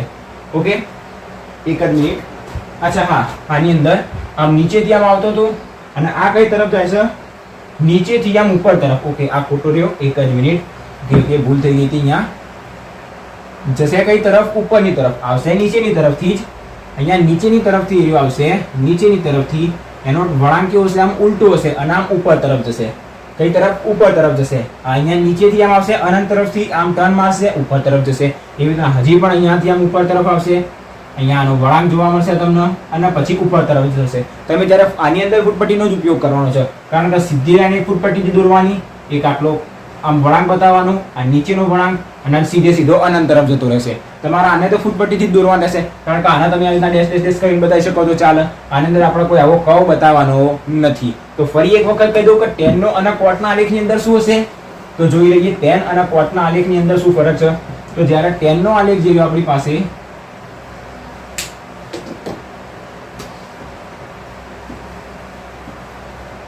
અને આ cot નો આલેખ, તો tan ની અંદર આપણી પાસે શું થતું હતું, તો એ અનંત તરફથી આવતો હતો, અહીંયા આગળ ટચ થતો હતો, નીચે તરફ જતો હતો. અનંત તરફથી આવતો હતો, અહીંયા ટચ થતો હતો, નીચે તરફ જતો રહેતો હતો. cot એનો વ્યસ્ત છે, ઉપરથી આવીને નીચે જતો હતો tan, તો આ નીચેથી આવીને ઉપર તરફ જશે. તો આ નીચેથી આવ્યો, આ તરફ જશે, ઉપર જતો રહેશે. નીચેથી આવ્યો, આ તરફ જશે, ઉપર તરફ જશે. ઓકે, આ લાઈન થોડી રોડી ના થાય એનું ખાસ ધ્યાન રાખવાનું. ડન. તો અહીંયા આપણને નહીં ખબર પડી કે આ આલેખ કોનો છે આપણી પાસે, tan થીટાનો, અને આ આલેખ હશે આપણી પાસે cot થીટાનો. હવે તમને એમ થતું છે કે આ આલેખ આપણે કેવી રીતના દોર્યો, તો એના માટે આગળ જે જોયું કે અહીંયા આગળ આપણી પાસે 0 હશે, π/2 હશે, પછી પાઈ હશે, 3π/2 હશે, 2π હશે. બસ આપણે કશું જ નહીં કરવાનું. જ્યારે તમે એની કિંમતો મૂકશો તમને ખબર પડી જશે. જ્યારે tan 0 મૂકશો એટલે તમને કિંમત મળશે. પછી tan π/2 મૂકશો, tan π મૂકશો, tan 3π/2, tan 2π. તમે શું કરો, જે tan નું કોષ્ટક કર્યું એને ખાલી લઈને બેસો. શેના માટે, તો કે 90, 180, 270 અને 360 માટે. આ ચાર જ માટે. કોના માટે, તો કે tan 0, પછી tan 90, tan 180, 270 અને 360 અને 0 બંને એક જ હશે. આ ચાર કિંમત માટે, આ 1, 2, 3 અને 4 કિંમત માટે તમે tan ની 4 કિંમત લઈ લો અને એના માટે તમે આલેખ દોરશો એટલે તમને ખબર પડી જશે કે એનો આલેખ આવો આવશે. આ રહ્યો અને કોટનો આલેખ અને એવી ને એવી કિંમત તમે કોટ માટે લેશો તો તમને આવો આલેખ મળશે. ઓકે, જ્યારે આપણે એની કિંમતો લઈને આલેખની અંદર દર્શાવીશું તો આપણને આલેખ મળી જશે. તમને એક્ઝામની અંદર આવી રીતના આલેખ દોરવાનો નહીં કે ઓકે, તમને આલેખ આપેલો છે અને પૂછવામાં આવ્યું છે કે આલેખ કોનો છે, tan નો છે, cot નો છે, sin cos cosec sec okay એનો છે. આ તો tan ના cot માટે થઈ ગયું, sin ના cos નો તો આપણે પ્રોપર જોઈ લીધો. હવે આપણે જોઈએ cosec અને sec માટેના આલેખ.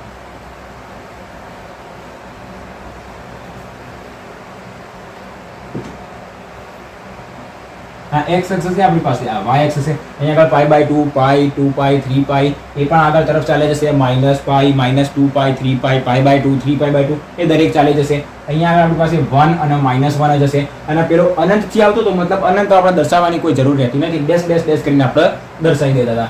હવે આપણે આલેખ જોઈએ cosec થીટા માટે. cosec થીટા નો આલેખ કેવો છે, વાટકા જેવો છે. એની અંદર આમાં વાટકા જોવા મળશે આપણને. એ વાટકાને આપણે આવી રીતના દર્શાવી શકીએ, કાં તો તમે નાના નાના દર્શાવો કાં તો મોટા ઊંડા ખાડા જેવા દર્શાવો. આમ સીધા વાટકા હશે, આમ ઊંધા વાટકા, સીધા વાટકા ઊંધા વાટકા. આ જ્યાંથી સ્ટાર્ટ થાય નીચેનો ત્યાંથી જ પૂરો થશે. અહીંયાથી આ પૂરો થયો ત્યાંથી સ્ટાર્ટ થશે, આ પૂરો થયો ત્યાંથી જ સ્ટાર્ટ થશે. ઓકે, દરેકે દરેક આલેખની અંદર હવે એવું જ હશે. તો આલેખ આપણે cosec થીટા માટે જોઈએ તો cosec ની અંદર આલેખ કેટલો હશે તો કે અહીંથી સ્ટાર્ટ થશે આમ. હવે આ અહીંયા પૂરો થયો આ પોઈન્ટે તો આ જ પોઈન્ટે નીચેનો આલેખ આપણને જોવા મળશે. ઓકે, હવે અહીંયા આગળ તમે મેં ફરી એક વખત કીધું, તમે આમ ખાડો કરો કે આમ ઊંડો ખાડો કરો, આમ નાનો ઊંધો વાટકો કરો કે આખો ઊંધો યુ કરો, કોઈ ફરક નહીં પડે. ખાલી આલેખની અંદર અહીંયા જેવો યુ કરો એવો ને એવો જ યુ આપણે અહીંયા બતાવવાનો રહેશે. ઓકે, તો આ થઈ ગયો cosec માટેનો આલેખ. એવો ને એવો જ આ બાજુ તરફ હશે. અહીંયા આગળ શું હશે, નીચે હશે મતલબ આ તરફ હશે, ઉપર હશે તો આમ હશે. આ રહ્યો અહીંયા આગળ પૂરો થયો આ જગ્યાએ મતલબ અહીંયાથી આનો આ આલેખ આમ સ્ટાર્ટ થશે. આ રહ્યો અહીંયા પૂરો થયો તો અહીંયાથી આનો આ આલેખ આમ સ્ટાર્ટ થશે. અહીંયા પૂરો થયો મતલબ અહીંયાથી અહીંયાથી આ રહ્યો આલેખ આમ સ્ટાર્ટ થતો હશે. તો આ કોનો આલેખ થયો cosec નો, કે જેની અંદર બધા આમ વાટકા હશે. ઓકે, આ થોડો નાનો થઈ ગયો, કોઈ વાંધો નહીં. જ્યારે તમે જે મારી જાતે દોશો એટલે તમને આઈડિયા આવશે નોટની અંદર કે કેવો કહેવાશે આ નાનો આટલો. ઓકે, તમને આઈડિયા આવી જશે. તો આ થઈ ગયું આપણી પાસે cosec નો આલેખ. આની અંદર પણ કોઈ જાજુ કશું નહીં કરવાનું. તમે cosec ની બધી કિંમતો લઈને બેસો, cosec 0, cosec 90, cosec 180, 270 ને 360 તમે કિંમતો મૂકશો તમને ઓટોમેટિક આવો નવો ગ્રાફ મળી જશે. એ તમે જાતે કરી દેશો તો તમને ખબર બી પડશે. વાહ, આપણે જાતે કર્યું તો ખબર બી પડી કે એનો આલેખ આ કેવી રીતના આવ્યો. ઓકે, તમે અહીંયા આગળ કિંમતો મૂકશો એટલે તમને પોઈન્ટ મળશે. જેમ આવી રીતના પોઈન્ટ મળી જાય તો પોઈન્ટને પછી આમ v તરીકે નહીં જોડવાનું, આમ પોઈન્ટના આમ આલેખના આમ કર્વ તરીકે વળાંક તરીકે રાખવાનું. ઓકે, તો આપણને મળી ગયો cos થીટા નો આલેખ. આવો નવો જ આપણને સેમ ટુ સેમ નો આલેખ આપેલો છે sec થીટા નો.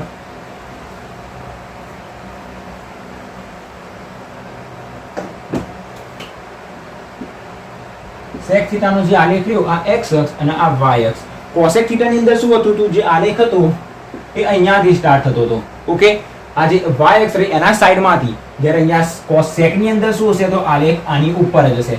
હવે આ એક વસ્તુ થઈ ગઈ. બીજી વસ્તુ આપણી જાતે યાદ રાખવાનું, જો અહીંયાથી સ્ટાર્ટ થયું તો અહીંયા આ પૂરો થશે, અહીંયાથી સ્ટાર્ટ થશે, અહીંયાથી સ્ટાર્ટ થશે, અહીંયા પૂરો થયો મતલબ અહીંયાથી સ્ટાર્ટ થશે, અહીંયા આગળ પૂરો થયો તો અહીંયાથી સ્ટાર્ટ થશે, અહીંયા પૂરો થયો તો અહીંયાથી સ્ટાર્ટ થશે. બસ એક આપણને આલેખ ખબર પડી જાય તો બીજું ઓટોમેટિક બનાવી દેવાનું. અહીંયાથી પૂરો થયો અહીંયાથી તો અહીંયા આગળથી આર્યો સ્ટાર્ટ થશે. એવી રીતના આર્યો અહીંયા પૂરો થયો તો આર્યો અહીંયા સ્ટાર્ટ થશે, અહીંયા આર્યો સ્ટાર્ટ થશે. હવે આર્યો અહીંયા આગળ આવ્યો તો આનો આ અહીંયા નીચે તરફ આવશે આમ પછી. ઓકે, અહીંયાથી પૂરો થયો તો આની આ જગ્યાએ શું થશે આમ સ્ટાર્ટ થશે. અહીંયા પૂરો થયો તો અહીંયા તરફ સ્ટાર્ટ થશે. આવી રીતના આપણને શું મળી જશે cosec અને sec ના આલેખ મળી જશે. આપણને આવી રીતના દર્શાવ્યા, એની જગ્યાએ તમે આમ પણ દર્શાવી શકો, આના પણ આમ દર્શાવી શકો. ઓકે, પછી એવું ના થાય કે એક પહોળો રાખ્યો અને એક આમ સાંકડો રાખ્યો. કાં તો બંને બધા એક સરખા રાખજો, કાં તો બધે બધા અલગ અલગ રાખજો. ઓકે, કાં તો બધે બધા ઓછા ખાડાવાળા, કાં તો બધે બધા ફૂલ ખાડાવાળા. ઓકે, કાં તો આખું આમ કાં તો આમ, કાં તો બધે બધા આમ કાં તો બધે બધા આમ. અને આવા બંને એકબીજા સાથે દર્શાવવાના, આ બંને એકબીજા સાથે દર્શાવવાનું. ઓકે, આના સાથે આના, આના સાથે આના દર્શાવવાનું નહીં. આટલી વસ્તુ ખબર પડી ગઈ. તો આ શું જોયા, હાલ આપણે આલેખ જોયા. તમારા મેન સાઇન અને કોસના જ આલેખ યાદ રાખવાના છે કે સાઇન અને કોસના આલેખ કેવી રીતના દોરવા. બાકી તો આ બધા જ આલેખની અંદર ખાલી તમારે એટલું જ યાદ રાખવાનું છે કે સેકનો જે આલેખ રહ્યો એ સેકનો આલેખ અહીંયાથી સ્ટાર્ટ થશે. હવે જ્યાંથી સ્ટાર્ટ થાય અને જ્યાંથી પૂરો થાય નવો આલેખ ત્યાંથી જ સ્ટાર્ટ થશે. આ અહીંયાથી પૂરો થયો તો નીચે ત્યાંથી જ સ્ટાર્ટ થશે. અહીંયાથી આ પૂરો થયો ઉપર ત્યાંથી સ્ટાર્ટ થશે. ઓકે, આ વસ્તુ મેં તમને જે શીખવાડે એના ઉપર તમે બહુ સરળતાથી આલેખ દોરી શકો, કારણ કે સેકની અંદર અહીંયાથી સ્ટાર્ટ થાય છે, જ્યારે કોસેકની અંદર આપણી પાસે ક્યાંથી સ્ટાર્ટ થતું હતું, અહીંયા ઉપરથી.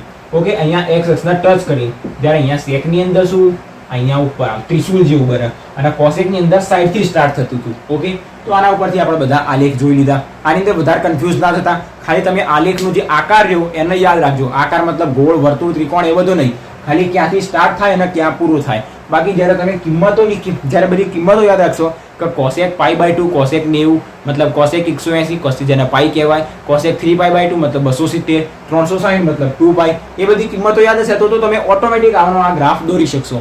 ડન. તો આપણને સેક અને કોસેક માટેના પણ આલેખ પતી ગયા. હવે આજનો આપણો છેલ્લો ટોપિક છે.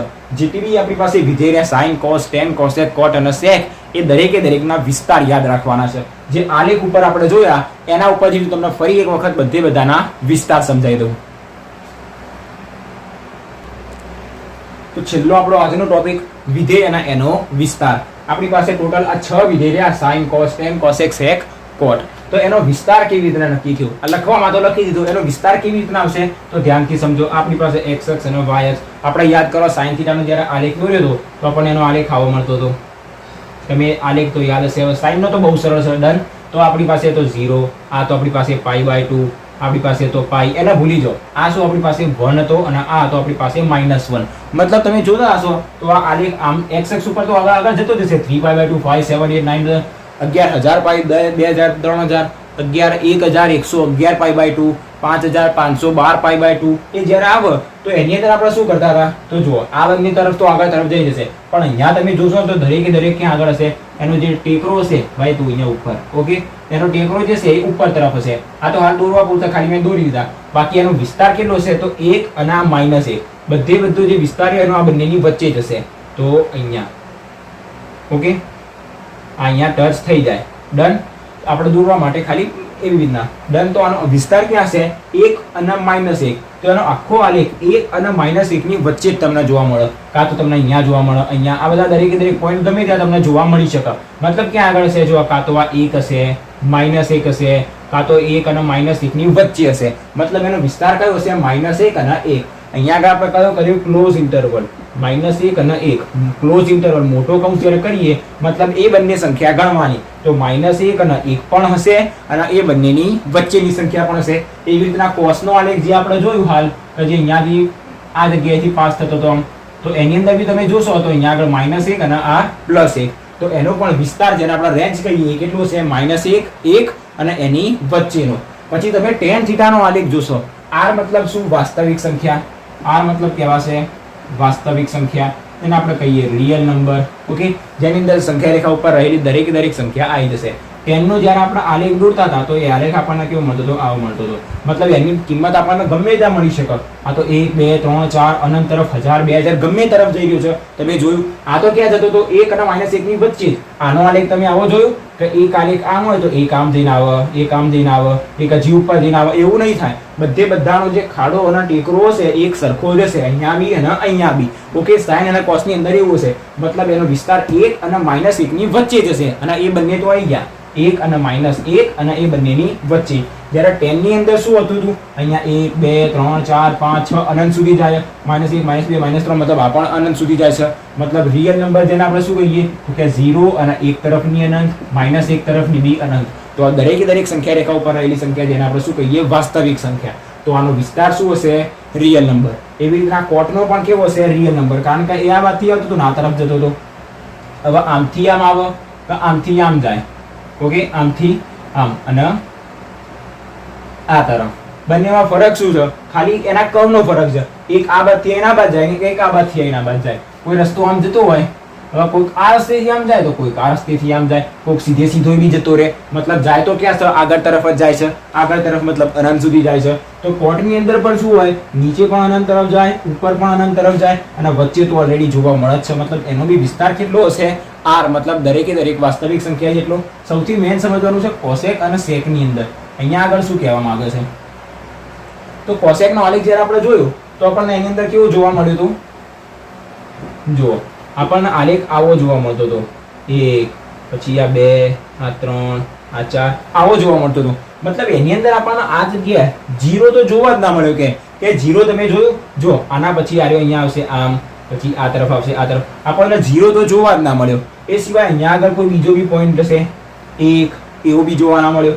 આ પાછી આપણી પાસે -1 ની વચ્ચેનો પોઈન્ટ, આ પોઈન્ટ આપણી પાસે કયો છે કહું -1, આ પોઈન્ટ હશે આપણી પાસે 1, તો 1 અને -1 તમને 1 ઉપર પણ જોવા મળ્યો અને -1 ઉપર પણ જોવા મળ્યો. તમને આ બધી જગ્યાએ જોવા મળ્યો. આ બધી જગ્યાએ જેને આપણે શું કહીએ, 1 અને -1 ની વચ્ચેની બધી સંખ્યા, 1 અને -1 ની વચ્ચેની સંખ્યા કઈ આવે આપણી પાસે રહી આ 1 અને આ -1 ની વચ્ચેની સંખ્યા 1.1, સોરી 1.1 આ તરફ થઈ ગઈ. તો એની આ તરફની સંખ્યા જ્યારે વચ્ચે શું આવશે, એક જ મિનિટ, તો પ્રથમ આવશે 0, 1 અને -1. હવે સમજો 1 અને -1 વચ્ચેની સંખ્યા મતલબ કઈ થશે, 0.9, 0.8, 0.787, 0.78, પછી 0, -0.5, -0.8, એ દરેક સંખ્યા રહી એ તમને અહીંયા આગળ જોવા નહીં મળે.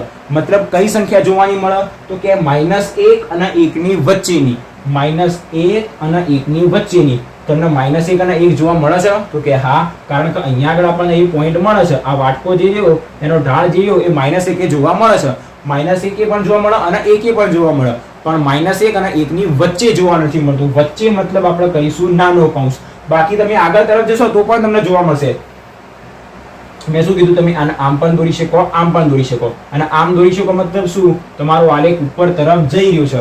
જઈ રહ્યો છે મતલબ અનંત તરફ જઈ રહ્યો છે, મતલબ આ જે અનંત તરફ જઈ રહ્યો છે. ઓકે, તો કોસેક અને કોસેકનો બી આલેખ કેવો હશે, અનંત જ હશે.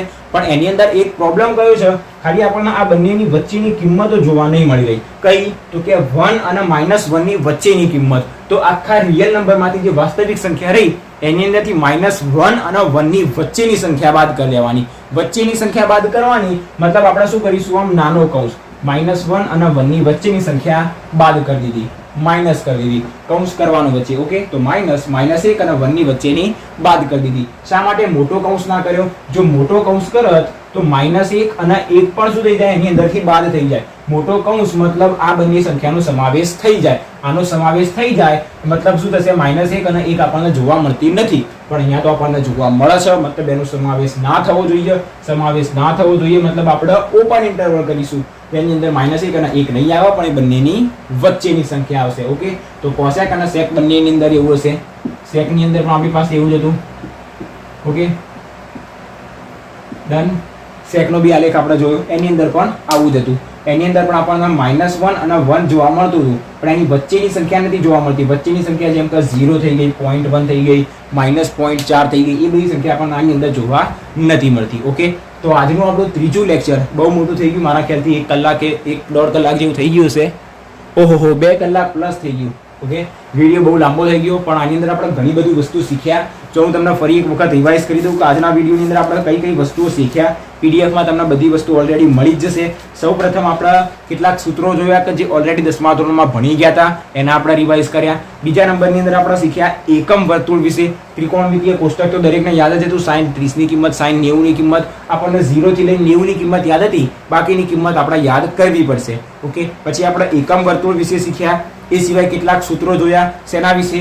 તો કે પેલા area sin π/2 - θ, sin π/2 + θ, π - θ, π + θ, 3π/2 - θ, 3π/2 + θ, sin 2π - θ, sin 2π + θ, area સૂત્રો જોયા. પછી આપણે એકમ વર્તુળની અંદર પેલું પણ શીખ્યા કે કયા ચરણમાં કયો વિધેય ધન, કયો વિધેય ઋણ, ઓલ S P C વાળો રૂલ. પછી કયા ચરણની અંદર કયું વિધેય વધે, કયું વિધેય ઘટે, એ પણ આપણે જોયું. અને એના પછી આપણે છેલ્લે જોયું આલેખ અને એના વિસ્તાર વિશે. આપણે આલેખ પણ દોરી દીધા અને એના વિસ્તાર વિશે પણ સમજી ગયા. ઓકે, બહુ મોટું લેક્ચર હતું, પણ બહુ જ ઇમ્પોર્ટન્ટ લેક્ચર હતું. આ દરેક વસ્તુ જે આજના વિડીયોની અંદર તમે જોઈ, જો જે લોકો છેલ્લા સુધી વિડીયો જોયો, ખૂબ ખૂબ આભાર. તમારે જ ફાયદો થવાનો છે, કારણ કે અઢળક MCQ આની અંદરથી બનવાના છે. અઢળક મતલબ અઢળક. તમે આની કાં તો જાતે નોટ્સ બનાવી લેજો, કાં તો મેં તમને જે નોટ્સ મૂકી એને તમે શાંતિથી ખાલી એક વખત જોશો એટલે તમને આઈડિયા આવી જશે કે આના MCQ કેવા હોઈ શકે. બહુ જ સરળ આપણને MCQ પૂછી શકે. તો જે લોકોએ વિડીયો જોયો આખો, એનો આભાર. અને એમને જ ફાયદો થવાનો છે, કારણ કે જેટલી વસ્તુ મેં શીખવાડી બધી ઇમ્પોર્ટન્ટ જ હતી. એમને અહીંયા આગળ મેં બધું લખ્યું નથી, અને 2 કલાક મેં પણ એમ કાઢ્યા નથી. ઓકે, સૌપ્રથમ મેં પણ આ બધું બનાવ્યું, એના પછી વિડીયોની તૈયારી કરી, પછી બનાવ્યું. તો તમારા માટે પણ બહુ ઇમ્પોર્ટન્ટ છે, એના માટે મેં વિડીયો બનાવેલો છે. તો જેટલી બી વસ્તુ રહી એ તમે એક વખત તૈયાર કરી દેજો, કારણ કે ઇમ્પોર્ટન્ટ હતી, એના માટે જ આપણે ભણ્યા હતા. તો આજના વિડીયોમાં અહીંયા સુધી. આના પછીના વિડીયોની અંદરથી આપણે આના ઉદાહરણ સ્ટાર્ટ કરીશું, પછી આગળના સ્વાધ્યાય તરફ જઈશું. આખું જ ચેપ્ટર સૂત્રો ઉપર આધારિત છે, તો જેટલું બી બેઝિક છે લાવું એ બધું તૈયાર રાખજો. હજી સૂત્રો જોઈશું, એના માટે આ બધી કિંમતોની તો જરૂર પડશે જ.